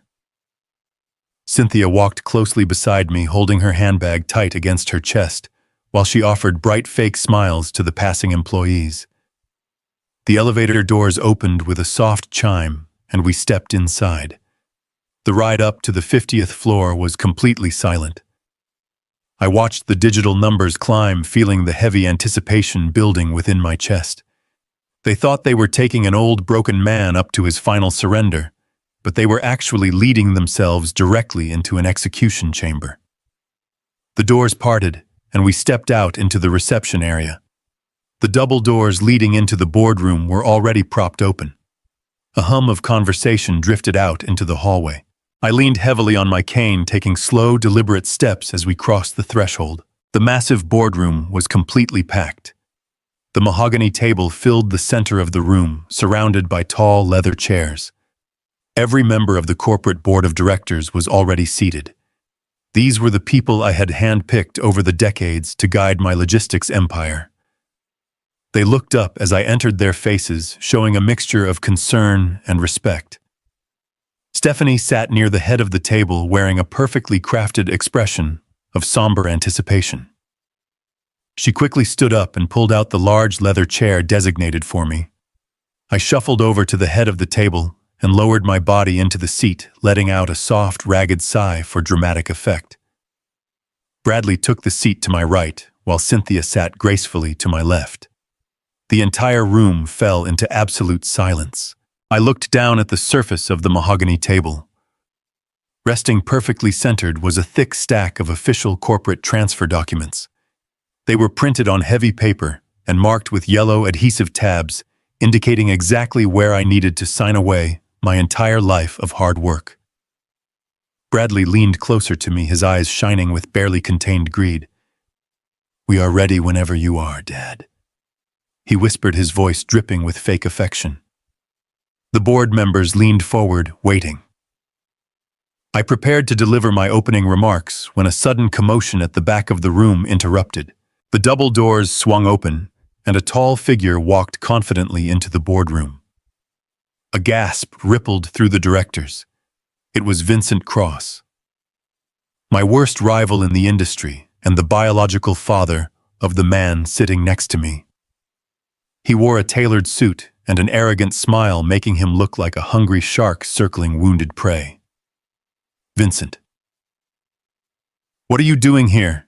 demanded a board member standing up in outrage. "You have no business being in this building." Vincent chuckled, raising his hands in a gesture of peace. "Please calm down, everyone," he announced, his voice carrying easily across the room. "I am not here to cause trouble today. I am here as a strategic partner to witness this historic transition of power." He walked toward the front of the room, his eyes locked on me. "Your son Bradley invited me to attend," he explained, gesturing toward the man sitting to my right. "We have been discussing joint ventures between our companies once he assumes the role of chief executive officer." The board members began murmuring in confused tones. They knew the bitter rivalry between my logistics empire and Vincent Cross. The idea of a sudden partnership made absolutely no sense to them, but they were too shocked by my apparent failing health to openly challenge the decision. I looked directly at Vincent, watching his smug face as he took an empty seat near the corner of the room. He believed he had won. He truly believed his 35-year-long deception had finally culminated in his ultimate victory. He had planted his biological son in my home, slept with my wife, and orchestrated a hostile takeover of my company without spending a single dime of his own money. I turned my head slowly and looked at my wife. Cynthia was staring down at her manicured hands, a faint, triumphant smile playing on her lips. She had played the long game perfectly, and now she was moments away from claiming her massive reward. Bradley reached into his tailored suit jacket and pulled out a heavy gold-plated pen. He gently placed it on the table right next to the transfer documents. "It is time, Dad," he urged softly, his voice completely devoid of any real empathy. "Just sign the papers on the marked tabs, and you can finally rest." He was practically salivating at the thought of gaining absolute control. The greed radiating from his body was almost a physical force in the room. I stared quietly at the shiny gold pen reflecting the bright overhead lights. I reached out with a trembling hand and slowly picked up the gold pen. I traced the smooth, cool metal. I looked down at the white transfer document, reading the bold black letters, declaring my permanent resignation. The room was so quiet, I could hear the ticking of a watch. Every eye in the room was focused on my hands, waiting for the ink to touch the paper. I held the pen hovering just a fraction of an inch above the signature line. I let the silence stretch out for 10 agonizing seconds. Then I stopped trembling. My hand became perfectly rock-solid steady. I placed the gold pen back down onto the table with a sharp, decisive click. I did not sign a single letter. Instead, I slowly placed my hands flat on the polished wood and pushed myself up from the leather chair. I did not struggle. I did not lean on my wooden cane for support. I stood up completely straight, pulling my shoulders back and lifting my chin high. The stooped, broken posture of the dying old man vanished entirely, replaced by the commanding, dominant presence of the conqueror who built this empire from scratch. A wave of absolute shock washed over the faces of the board members. Bradley stared up at me, his jaw dropping open in sudden, terrifying confusion. Cynthia shrank back into her chair, her fake smile instantly evaporating into a mask of pure, unadulterated horror. Even Vincent Cross lost his smug expression, gripping the armrests of his chair tightly. I reached down, picked up the wooden cane, and tossed it onto the center of the table, where it clattered against the wood. Then I reached deep into the side pocket of my tailored suit jacket and pulled out a small black electronic remote control. I held it up for everyone to see and pressed the single red button in the center. A loud, sharp clack echoed through the massive room, followed by the heavy, engaging thud of military-grade magnetic locks sealing the doors shut. The trap was sprung and no one was leaving. The heavy metallic clack of the magnetic locks engaging echoed through the massive glass-walled boardroom like the final strike of a judge's gavel. For a fraction of a second, the room remained completely submerged in an eerie, suffocating silence. The 50 senior directors sitting around the long, polished mahogany table simply stared at the heavy wooden double doors, trying to process the sudden, undeniable finality of that sound. I stood perfectly straight at the head of the table, feeling the lingering illusion of the frail, dying 70-year-old man completely melt away from my bones. The physical act of standing tall after days of deliberately slouching and dragging my feet sent a rush of pure, unadulterated adrenaline straight through my veins. I looked down at the expensive gold-plated pen resting innocently on top of the crisp white transfer of power documents. Bradley was still sitting directly to my right, his hand half extended toward the paperwork, his face frozen in a mask of absolute bewilderment. He looked exactly like a predator that had just realized it had willingly walked directly into a steel cage. I reached out and gently pushed the thick stack of legal documents away from me, sliding them across the smooth, polished wood until they came to a complete stop right in front of him. I took a long, deep breath, pulling the cool, filtered air of the corporate headquarters deep into my lungs, and let my true voice ring out for the first time in days. "I am not signing a damn thing," I declared, my voice booming with the exact same ruthless, authoritative cadence that had successfully built this $150 million logistics empire from a single rusted delivery truck. The deep baritone sound bounced off the high glass windows and struck the directors with absolute physical force. Cynthia physically recoiled in her expensive leather chair, her perfectly manicured hands flying up to cover her mouth as the carefully constructed reality she had manufactured over 35 years began to violently fracture. Vincent Cross, the ruthless billionaire who had confidently strolled into the room moments ago, expecting a glorious coronation, suddenly gripped the armrests of his chair so tightly his knuckles turned completely white. The arrogant, smug shark-like smile that had previously decorated his face evaporated in an instant, replaced by a dark, heavy cloud of paranoid uncertainty. They had all come to this prestigious room to eagerly feast on the remains of a broken, defeated old titan. Instead, they were now locked inside a highly secured vault, with a man who was fully prepared to burn their entire fraudulent world straight down to the absolute ground. Bradley desperately scrambled to save the crumbling narrative.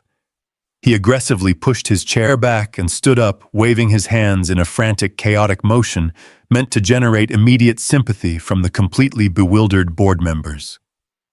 "He needs medical attention right now," Bradley shouted, his voice cracking with a perfectly executed tone of terrified filial concern. "Please, everyone, you have to understand the severe trauma of the mountain helicopter crash has completely shattered his fragile mind. His dementia is acting up violently, and he is clearly having another dangerous microstroke right in front of us." He reached out to grab my shoulder, attempting to physically force me back down into the heavy leather chair. "Do not touch me," I snapped, my voice cracking like a leather whip across the silent room. He instantly froze, his hand hovering just inches from my tailored suit jacket. I looked him directly in the eyes, refusing to break eye contact, as I reached my right hand deep into the inner pocket of my jacket. The directors were collectively holding their breath, completely unsure if they were witnessing a tragic medical emergency or the sudden, terrifying resurrection of their legendary chief executive officer. I wrapped my fingers around a small, custom-built digital remote control resting in the dark fabric, and my thumb gently found the primary activation switch. "Let us completely dispense with this pathetic, disgusting theater," I stated coldly, keeping my unwavering gaze locked directly onto my fake son's rapidly paling face. "You all came here today to witness the final transition of my corporate power and my vast financial estate. And you are indeed going to witness a transition today, but it will be a transition into absolute, indisputable truth. I pressed the central button on the hidden remote. Above our heads, the seamless ceiling panels quietly slid apart with a soft, mechanical whir. Three massive high-definition projector screens silently descended into the center of the boardroom, smoothly locking into place with perfect precision. The automatic window blinds immediately rolled down, plunging the massive room into a dramatic, suffocating darkness before the bright digital projectors flared to life. The 50 board members collectively gasped as the massive screens illuminated the room with crystal-clear military-grade surveillance footage. It was not a graph showing quarterly earnings or a presentation about logistical supply chains. It was a live recorded interior view of my own master suite back at the Chicago estate. The timestamp glowing in the bottom corner of the digital projection clearly indicated the footage was captured just yesterday morning, right after I had successfully faked my first severe physical collapse. The silent high-definition video began to play, displaying the undeniable reality of my family's ultimate betrayal in brilliant color. The screen showed the heavy wooden door of the master bedroom opening slowly. Stephanie, my beautiful, elegant daughter-in-law, confidently walked into the frame, carrying a silver tray with a steaming porcelain cup of herbal tea and my daily blood pressure medication.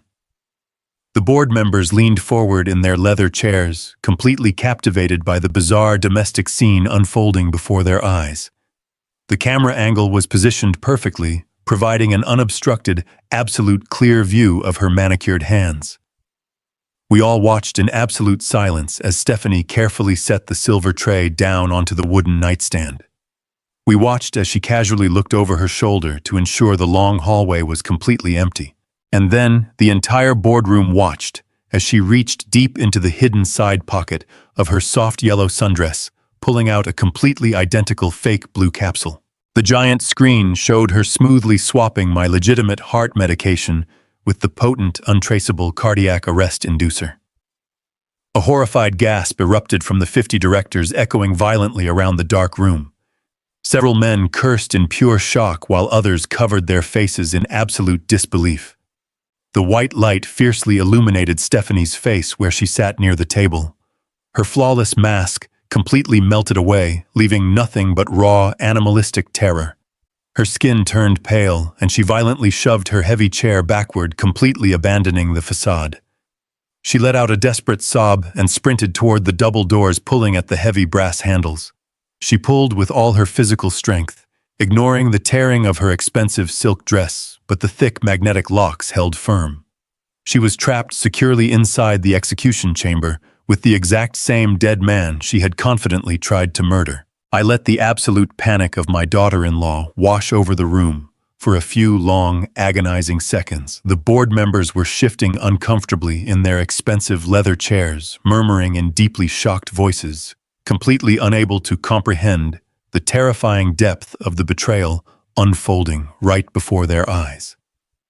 I raised my hand slightly, and the entire room instantly fell completely silent again. I pressed the second small button on my digital remote control. The high-definition footage of Stephanie freezing in the master bedroom vanished entirely from the massive projector screens. It was immediately replaced by a brand new live recording. This time, the hidden tactical camera angle showed the luxurious interior of Cynthia's private vanity room.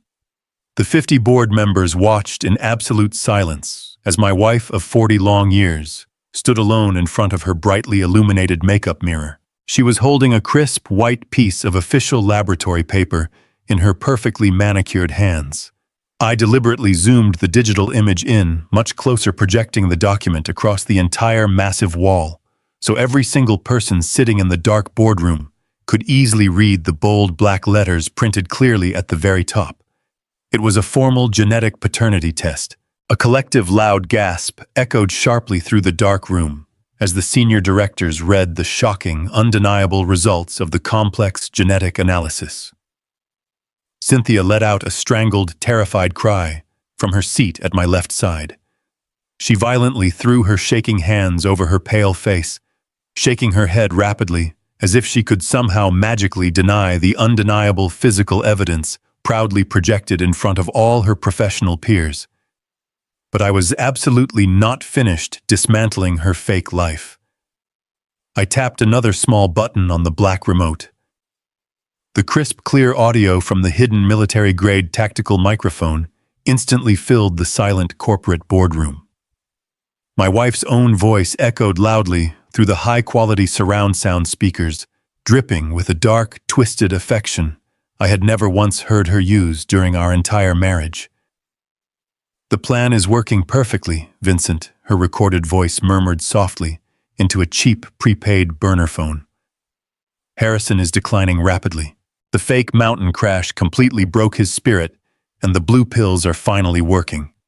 He thinks he just narrowly escaped death." Every single senior director in the massive room turned their head simultaneously to look directly at Vincent Cross. The arrogant, smug, shark-like smile that had previously decorated his confident face since the moment he walked through the heavy double doors had completely vanished without a single trace. He was sitting completely rigid in his expensive leather chair, his dark eyes wide with sudden primal fear. The recording continued to play loudly, ruthlessly, exposing every single miserable layer of their monumental 35-year deception to the entire business world. "Everything is ready." Vincent Cynthia's voice whispered softly through the overhead speakers. "Bradley is ready to sign the final transition papers on Friday afternoon. The moment Harrison formally steps down, our son is finally going to inherit what is rightfully yours. He will hand you the keys to the entire Wright Logistics empire on a beautiful silver platter." I stopped the audio playback with a sharp click, letting the heavy, suffocating silence return fully to the massive glass-walled room. I turned my head very slowly and locked my tired eyes directly onto Vincent Cross. The ruthless billionaire rival looked exactly like a man who had just stepped blindly onto a hidden explosive landmine. I walked slowly and deliberately around the edge of the long, polished mahogany table, my leather shoes echoing loudly against the hard floor. "Congratulations, Vincent," I said smoothly, keeping my deep voice incredibly calm, freezing cold, and razor-sharp. "You successfully planted your bastard in my house. You managed to orchestrate an impressive 35-year affair right under my nose while I was busy building an empire." I watched his thick throat swallow hard as the board members stared at him with absolute, total disgust. "You successfully fooled a man who trusted his family blindly." I continued, my voice bouncing off the high glass windows. "But you made one fatal, monumental mistake in your grand master plan." I stopped walking and pointed a steady finger directly at the terrified, sweating man sitting to my right. "You should have taught him loyalty." Bradley was hyperventilating uncontrollably, now his chest heaving violently up and down as he slowly realized his entire fraudulent, luxurious existence was being systematically, permanently dismantled in front of the most powerful, wealthy people in the entire city. He frantically looked at his biological father sitting across the room. Then he desperately looked up at me, completely, hopelessly, trapped in a terrifying nightmare of his own foolish making. I calmly walked back to the head of the long table and held up the small digital remote control one final glorious time. I looked directly down at Bradley, seeing the absolute raw terror radiating from his pale, sweating face. "You truly thought you were the absolute smartest person in this entire room," I told him very softly, so only he could hear the deep disappointment in my voice. "You arrogant boy. You honestly thought you could easily outsmart the man who kindly raised you and outsmart the man who secretly created you. You thought you could play us both and walk away an incredibly rich man." I pressed the final red button on the remote. A brand new audio file immediately began to play loudly through the overhead speakers, cutting through the heavy tension in the room. It was Bradley's own highly panicked voice, secretly recorded just moments after Cynthia had finally finished her secret phone call with Vincent. "Mom, we have a massive immediate problem." His recorded voice trembled with raw, unadulterated panic. "The dead body in the flooded quarry is sinking to the bottom, exactly like we carefully planned. The heavy canvas tarp and the metal weights are securely holding it down deep in the freezing mud. But Vincent is getting incredibly suspicious right now. He has been calling my secure line all morning, demanding constant updates. The 50 directors were holding their collective breath, staring at Bradley in absolute sheer horror as his own recorded confession permanently condemned him. Vincent Cross leaned aggressively forward in his leather chair, his face instantly turning a highly dangerous shade of furious dark red as he listened intently to his biological son's incredibly treacherous words. He does not know I violently killed his private elite fixer, Mom. The loud recording continued playing, sealing Bradley's ultimate, inescapable fate.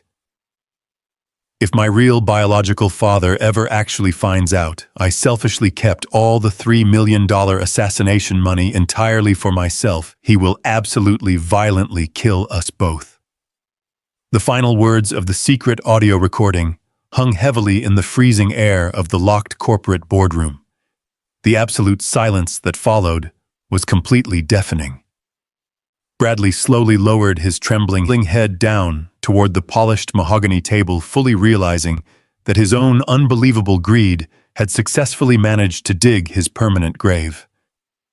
I stood silently there, watching my enemies fall.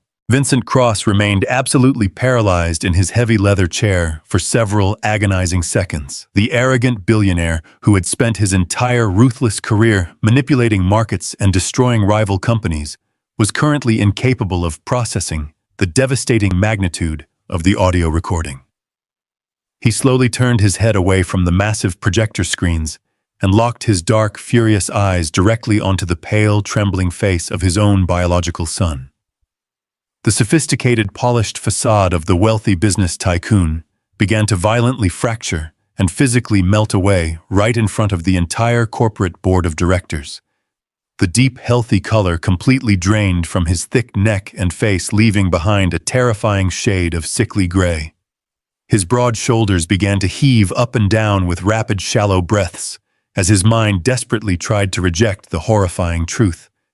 But the undeniable reality was already sinking deep into his bones. The elite private fixer he had personally hired to execute my assassination in the snowy mountains of Colorado was not just a random, disposable mercenary. He was a trusted member of his own family. Vincent slowly placed both of his large, trembling hands flat against the polished surface of the mahogany table and pushed his heavy body upward. He stood completely upright, his massive frame casting a long, dark shadow across the crisp, white legal documents scattered carelessly across the wood. Bradley physically shrank back into his expensive chair, desperately trying to put as much physical distance as possible between himself and the towering, furious man standing just a few feet away. The silence in the massive glass-walled room was so incredibly thick and oppressive that the faint mechanical humming of the high-definition projectors sounded like a roaring jet engine. Vincent opened his mouth, but the words seemed to physically choke him before they could escape his throat. His face contorted into a terrifying mask of pure, unadulterated horror and raw, animalistic grief. When he finally managed to force the sound out of his chest, his raspy voice was entirely devoid of its usual sophisticated corporate polish. It was a low, terrifying, guttural snarl that echoed violently against the high ceiling. "The private fixer you violently killed in cold blood," he whispered, his voice shaking with a devastating combination of sorrow and absolute murderous rage. "That young man was not just an anonymous hired gun, you stupid, greedy fool.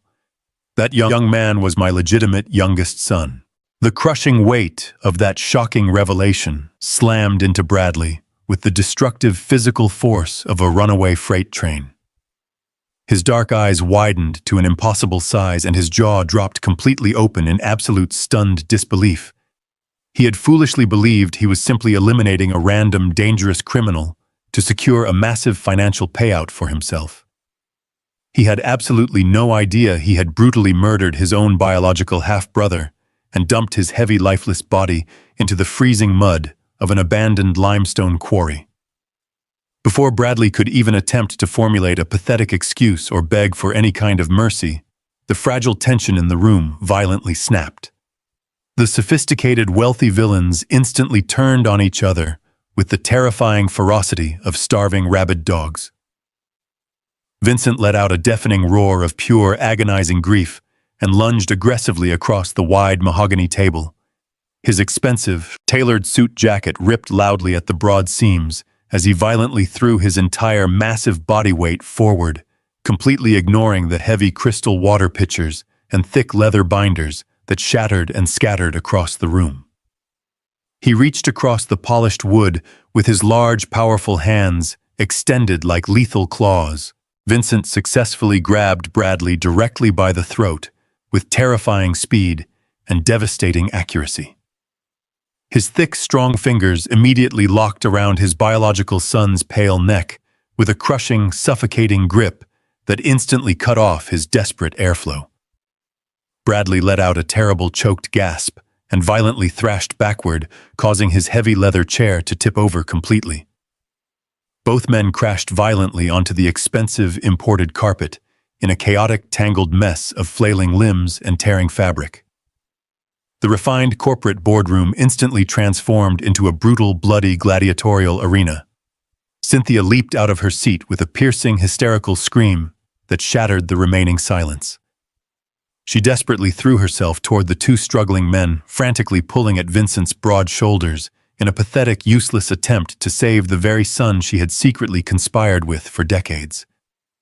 "Please, Vincent, stop!" she wailed loudly, her perfectly styled hair falling wildly across her face as her sharp, manicured nails dug uselessly into his thick suit jacket.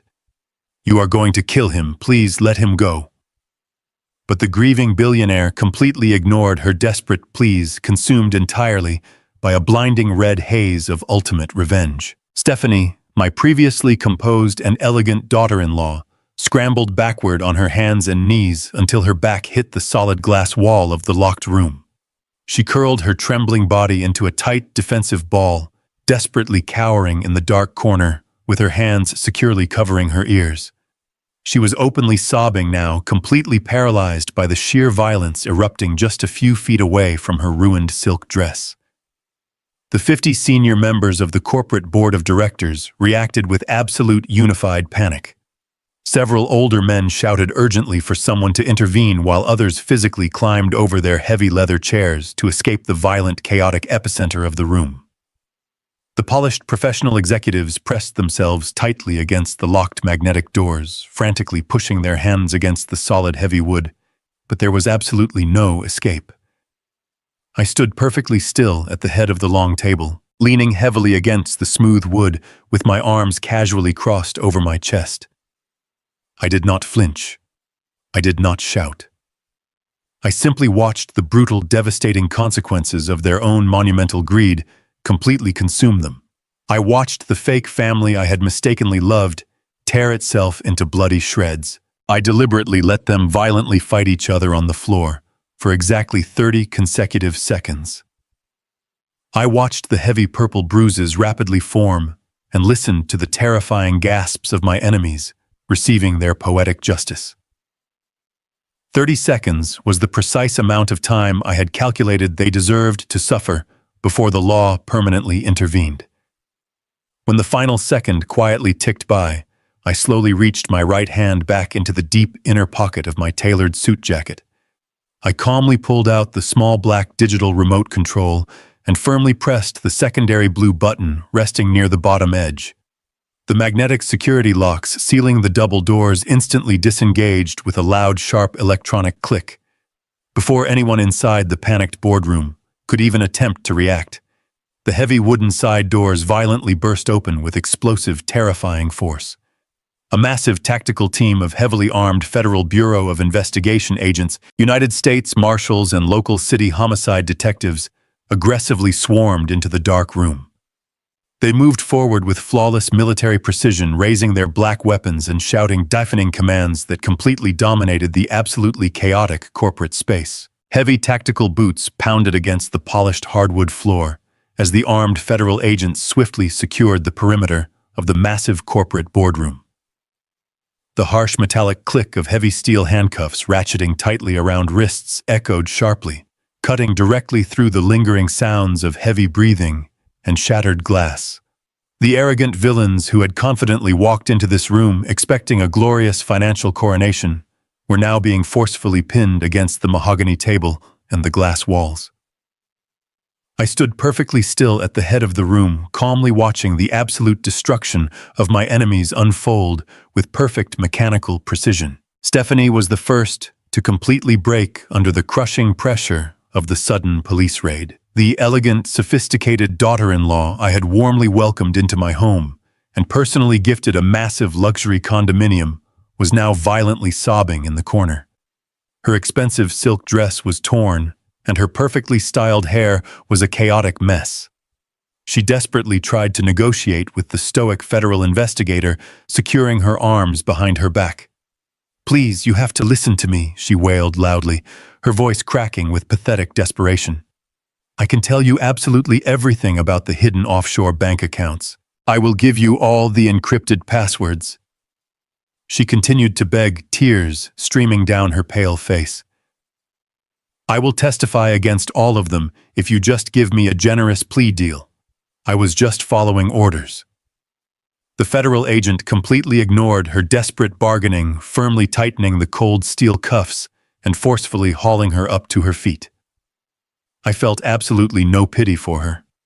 This was the exact same woman who had smiled sweetly at my bedside while attempting to feed me a highly lethal, untraceable cardiac arrest inducer just a few very short days ago. While Stephanie pathetically attempted to trade her loyalty for a reduced prison sentence, Cynthia realized that her monumental 35-year deception had reached its absolute end.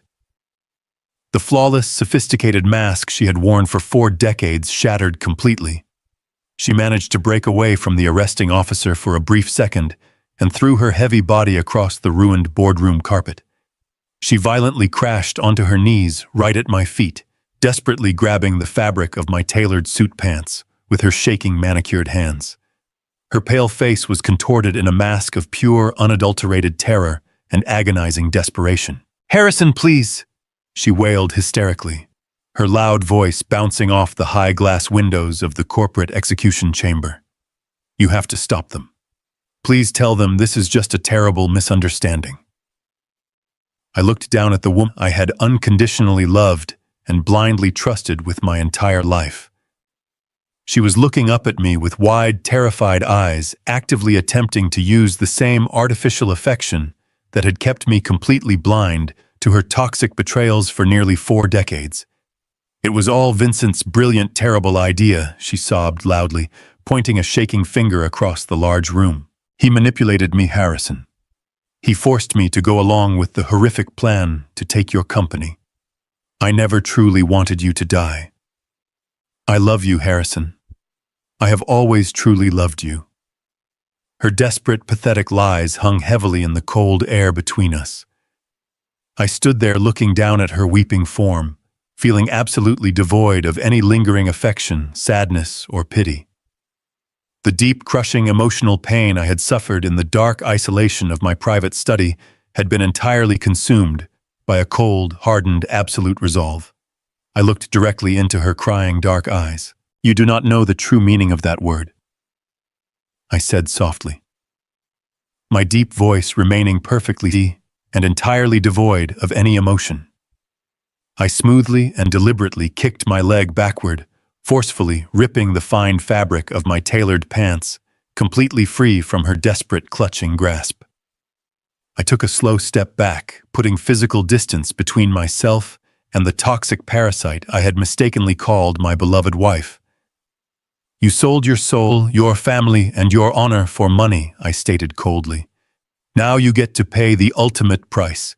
Enjoy your long time in federal prison." 2 strong federal marshals immediately stepped forward, grabbing Cynthia aggressively by her shoulders and pulling her forcefully away from my feet. She screamed and thrashed wildly against their firm grip, but they easily secured her wrists in heavy handcuffs, completely ignoring her loud, hysterical protests. Across the ruined boardroom, the physical aftermath of the brutal fight between father and son was being handled by the local homicide detectives. Bradley was violently hauled up from the carpet, His expensive custom suit was torn to shreds and bright red blood streamed steadily from a deep, ugly cut above his dark right eye. His face was heavily bruised and rapidly swelling from the furious, unhinged physical attack delivered by his own biological father. Bradley staggered on his feet, looking completely disoriented and absolutely terrified as the cold metal cuffs locked tightly around his wrists. The arrogant, smug corporate executive who had confidently handed me a gold pen to sign away my entire logistics empire was now a broken, bleeding criminal. He desperately looked across the chaotic room, seeking any kind of salvation. But he did not look at me, the man who had funded his entire luxurious, privileged existence for 35 long years. Instead, he looked directly at the wealthy billionaire rival being handcuffed against the far wall. "Dad, please," Bradley cried out, his voice cracking with immense pain and raw panic. "You have to help me. You have to use your lawyers to fix this." Vincent Cross turned his head and glared at his biological son with a look of pure, unadulterated, murderous hatred. The grieving father who had just discovered his own flesh and blood had murdered his youngest legitimate son offered absolutely no comfort. "You are completely dead to me," Vincent snarled, viciously spitting the bitter words across the room. Vincent was aggressively shoved forward by the federal agents, completely ignoring the pathetic, bleeding son who had double-crossed him for a mere $3 million. I stood silently in the center of the massive room, calmly watching the heavily armed officers systematically march the four villains toward the wide-open double doors. The 50 senior members of my corporate board of directors remained huddled together near the back wall, watching the unprecedented, shocking spectacle in absolute stunned silence. They had just witnessed the complete, undeniable destruction of a massive criminal conspiracy orchestrated from inside my very own private home. I watched carefully as the federal agents forcefully shoved them into the waiting elevators, 35 years of a fake family cleanly excised like a tumor. Stephanie was still weeping loudly, her head bowed in absolute shame. Next, they pushed Vincent inside his face, a hardened mask of furious, silent defeat. Bradley followed, stumbling weakly on his feet, the bright blood dripping slowly from his chin onto his ruined white dress shirt. Finally, they dragged Cynthia into the heavy metal box. She looked back at me one final time, silently begging for a rescue that was never coming. I stood still. 6 months have passed since the heavy magnetic doors of my massive corporate boardroom opened to reveal a heavily armed swarm of federal agents. The harsh, bitter winter that had frozen the city of Chicago completely melted away, leaving the sprawling, busy streets bathed in the warm, bright, healing light of a brand new summer. The natural transition of the changing seasons perfectly mirrored the profound total transition within my own personal existence. I spent the first few agonizing weeks after the sudden police raid working incredibly closely with the federal authorities, local homicide detectives, and my absolutely ruthless corporate lawyer, Jonathan Reed. We had to carefully, meticulously ensure every single loose end of their monumental criminal conspiracy was permanently tied and securely destroyed. The extensive legal proceedings that immediately followed the chaotic arrests were swift, brutal, and entirely unforgiving. The American justice system moved with a terrifying mechanical efficiency that left my former fake family absolutely no room to breathe, lie, or manipulate the truth ever again.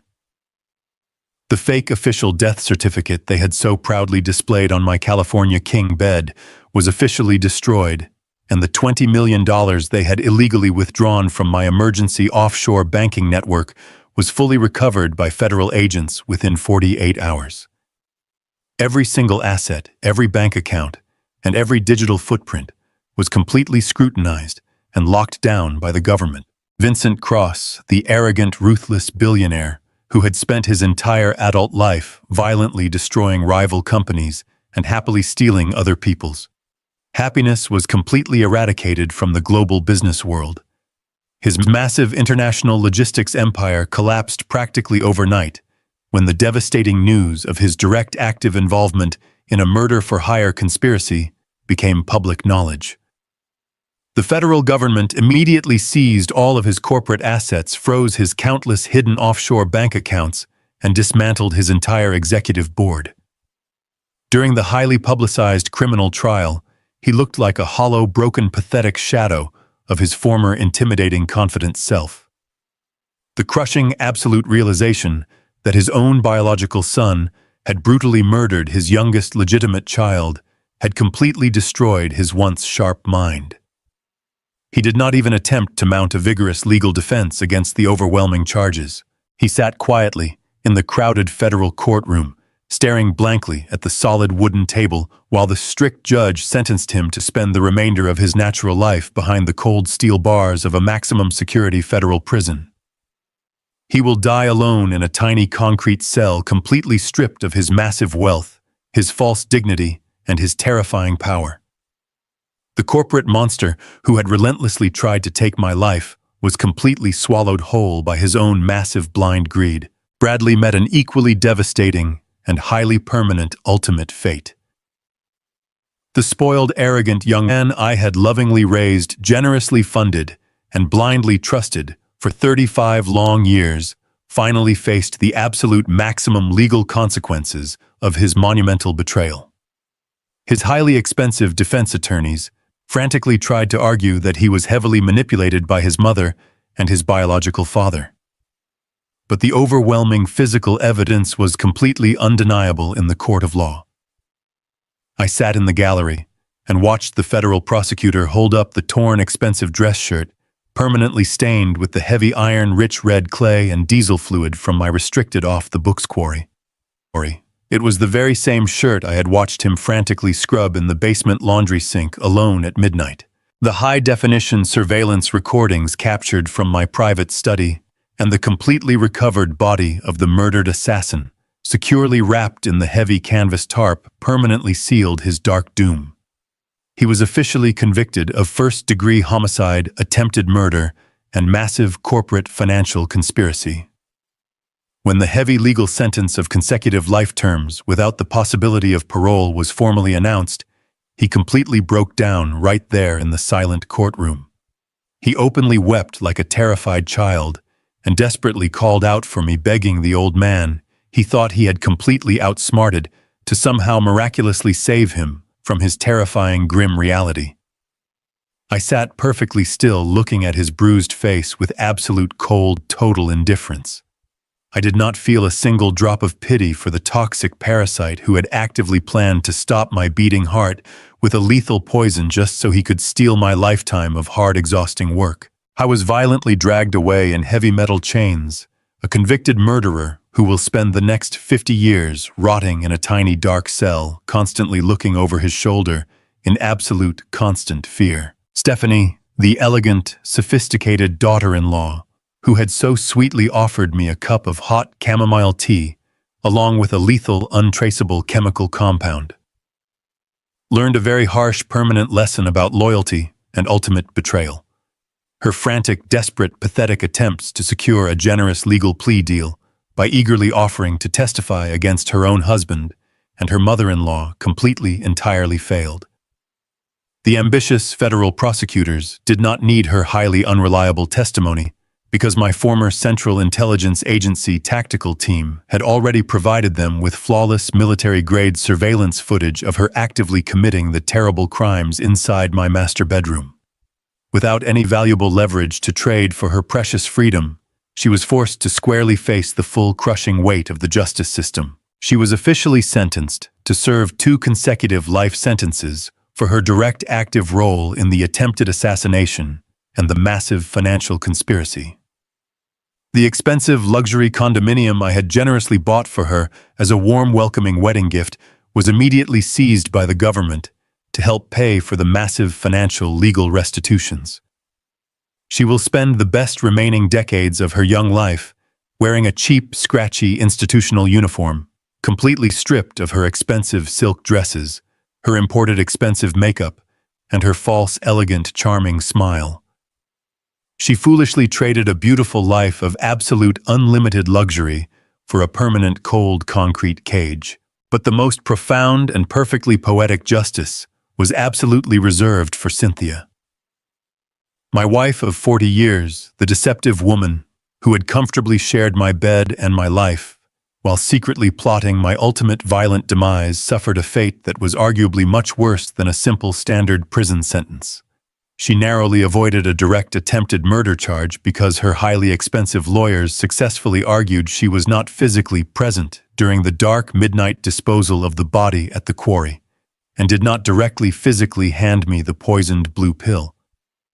However, she was entirely destroyed by the ruthless financial and civil courts. My brilliant loyal lawyer, Jonathan Reed, flawlessly executed a series of highly complex, ironclad infidelity and absolute fraud clauses deeply buried within our original extensive estate planning documents. Because she had knowingly engaged in a continuous 35-year affair and actively conspired to commit massive corporate theft. She was legally aggressively stripped of every single physical and financial asset she possessed. The vast millions she thought she had successfully transferred to untraceable offshore accounts were instantly frozen, recovered, and returned directly to my primary corporate holdings. She was left completely penniless, without a single dollar to her name. She could not afford a luxury apartment, or even a basic simple rental home in the worst part of the city. Today she lives in a highly depressing, critically underfunded state-run living facility located on the noisy, dirty outskirts of the city. She shares a tiny, cramped institutional room with a completely random stranger eating bland, tasteless cafeteria food and wearing cheap, donated clothes. She has absolutely no visitors because her entire wealthy social circle totally abandoned her.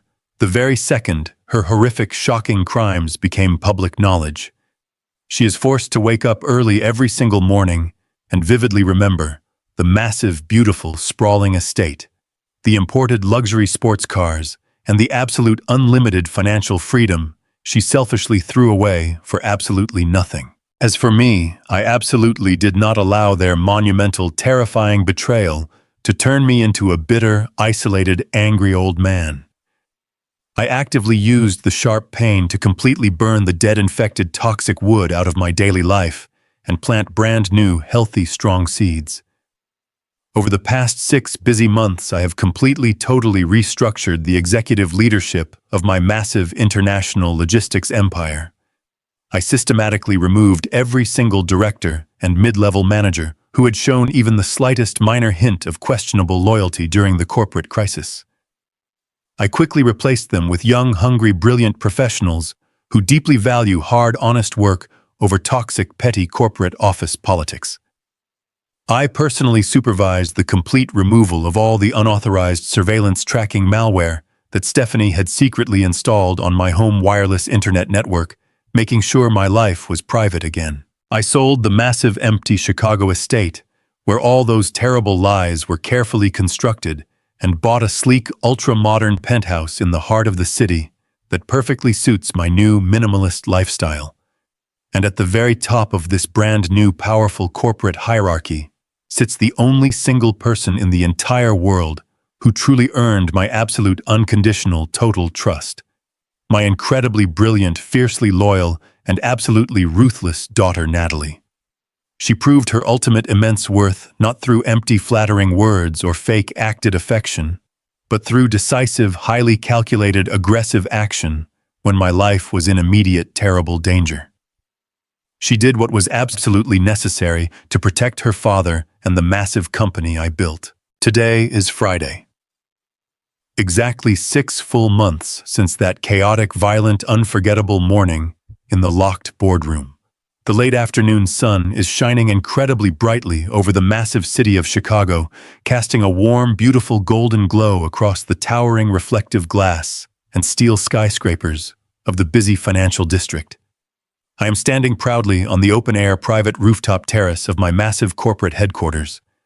The cool, gentle summer breeze softly brushes against my weathered face, bringing with it the distant, muffled, energetic sounds of the bustling city far below. I look out over the sprawling, endless urban horizon, feeling a profound, undeniable sense of absolute inner peace that I have not genuinely experienced in over 4 long decades. I am no longer carrying the suffocating, heavy, dark weight of a fake, perfectly acted family. I am no longer physically exhausting myself, trying to constantly provide unlimited luxury for ungrateful, toxic parasites who secretly wished for my death. I am completely, entirely alone, but I am absolutely not lonely.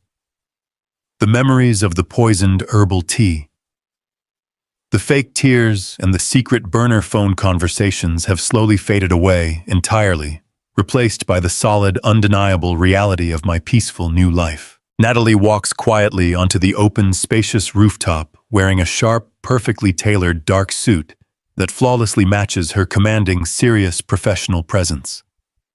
She stands right beside me, resting her strong hands gently on the smooth, clear glass railing. We look out at the beautiful, glowing city together, sharing a comfortable, silent, mutual understanding that requires absolutely no unnecessary words. I reach deep into the inner breast pocket of my suit jacket and slowly, carefully pull out a small, elegant velvet box. I open it to reveal the heavy, shiny, expensive gold-plated pen resting softly inside. It is the exact same expensive gold pen that Bradley had greedily handed to me in the dark study, trying to violently force me to quickly sign away my entire life and my massive, hard-earned empire. I gently take the gold pen out of the soft black velvet and hand it directly to my loyal, trusted daughter. She takes it with a firm, steady, strong grip, looking at me with deep, mutual, undeniable respect. Resting on a small, outdoor glass table right behind us is a thick, heavy stack of official corporate transition documents. But these are absolutely not fraudulent papers designed to secretly steal my vast wealth. This is a legitimate, fully authorized Chief Executive Officer contract, transferring complete total power to the rightful perfect heir. Natalie walks confidently over to the table, leans forward, and smoothly signs her name on the dotted line using the heavy gold pen. I watch her smoothly sign the final legal document, feeling an overwhelming, massive surge of genuine, undeniable paternal pride swelling deep inside my chest. At exactly 70 years old, I am absolutely not at the bitter, sad end of my long life. I am proudly standing at the very bright, exciting beginning of a beautiful, brand new dawn. I have successfully, permanently transferred the heavy daily burden of intense corporate leadership to a brilliant woman who will undoubtedly passionately take the logistics company to incredible, unprecedented new heights. I am finally completely, entirely free to travel the world, to read, to breathe, and to simply exist without constantly nervously looking over my shoulder, expecting a knife in my back. I survived the ultimate, darkest betrayal and emerged significantly stronger, infinitely sharper, and completely spiritually liberated.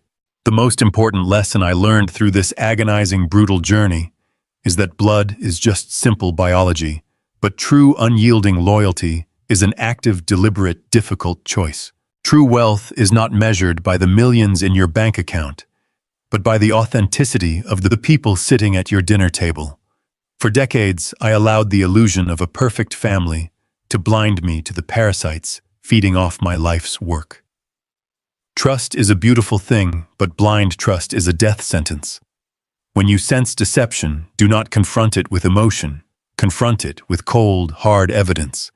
Do not fear cutting off toxic people, even if they share your roof. Sometimes you must burn the entire forest down to let the healthy trees grow. If this story opened your eyes, hit the like button and subscribe. Have you ever discovered a shocking betrayal from someone you trusted completely? Drop your experience in the comments below. Let me know where you are watching from, and stay tuned for the next story of survival and truth.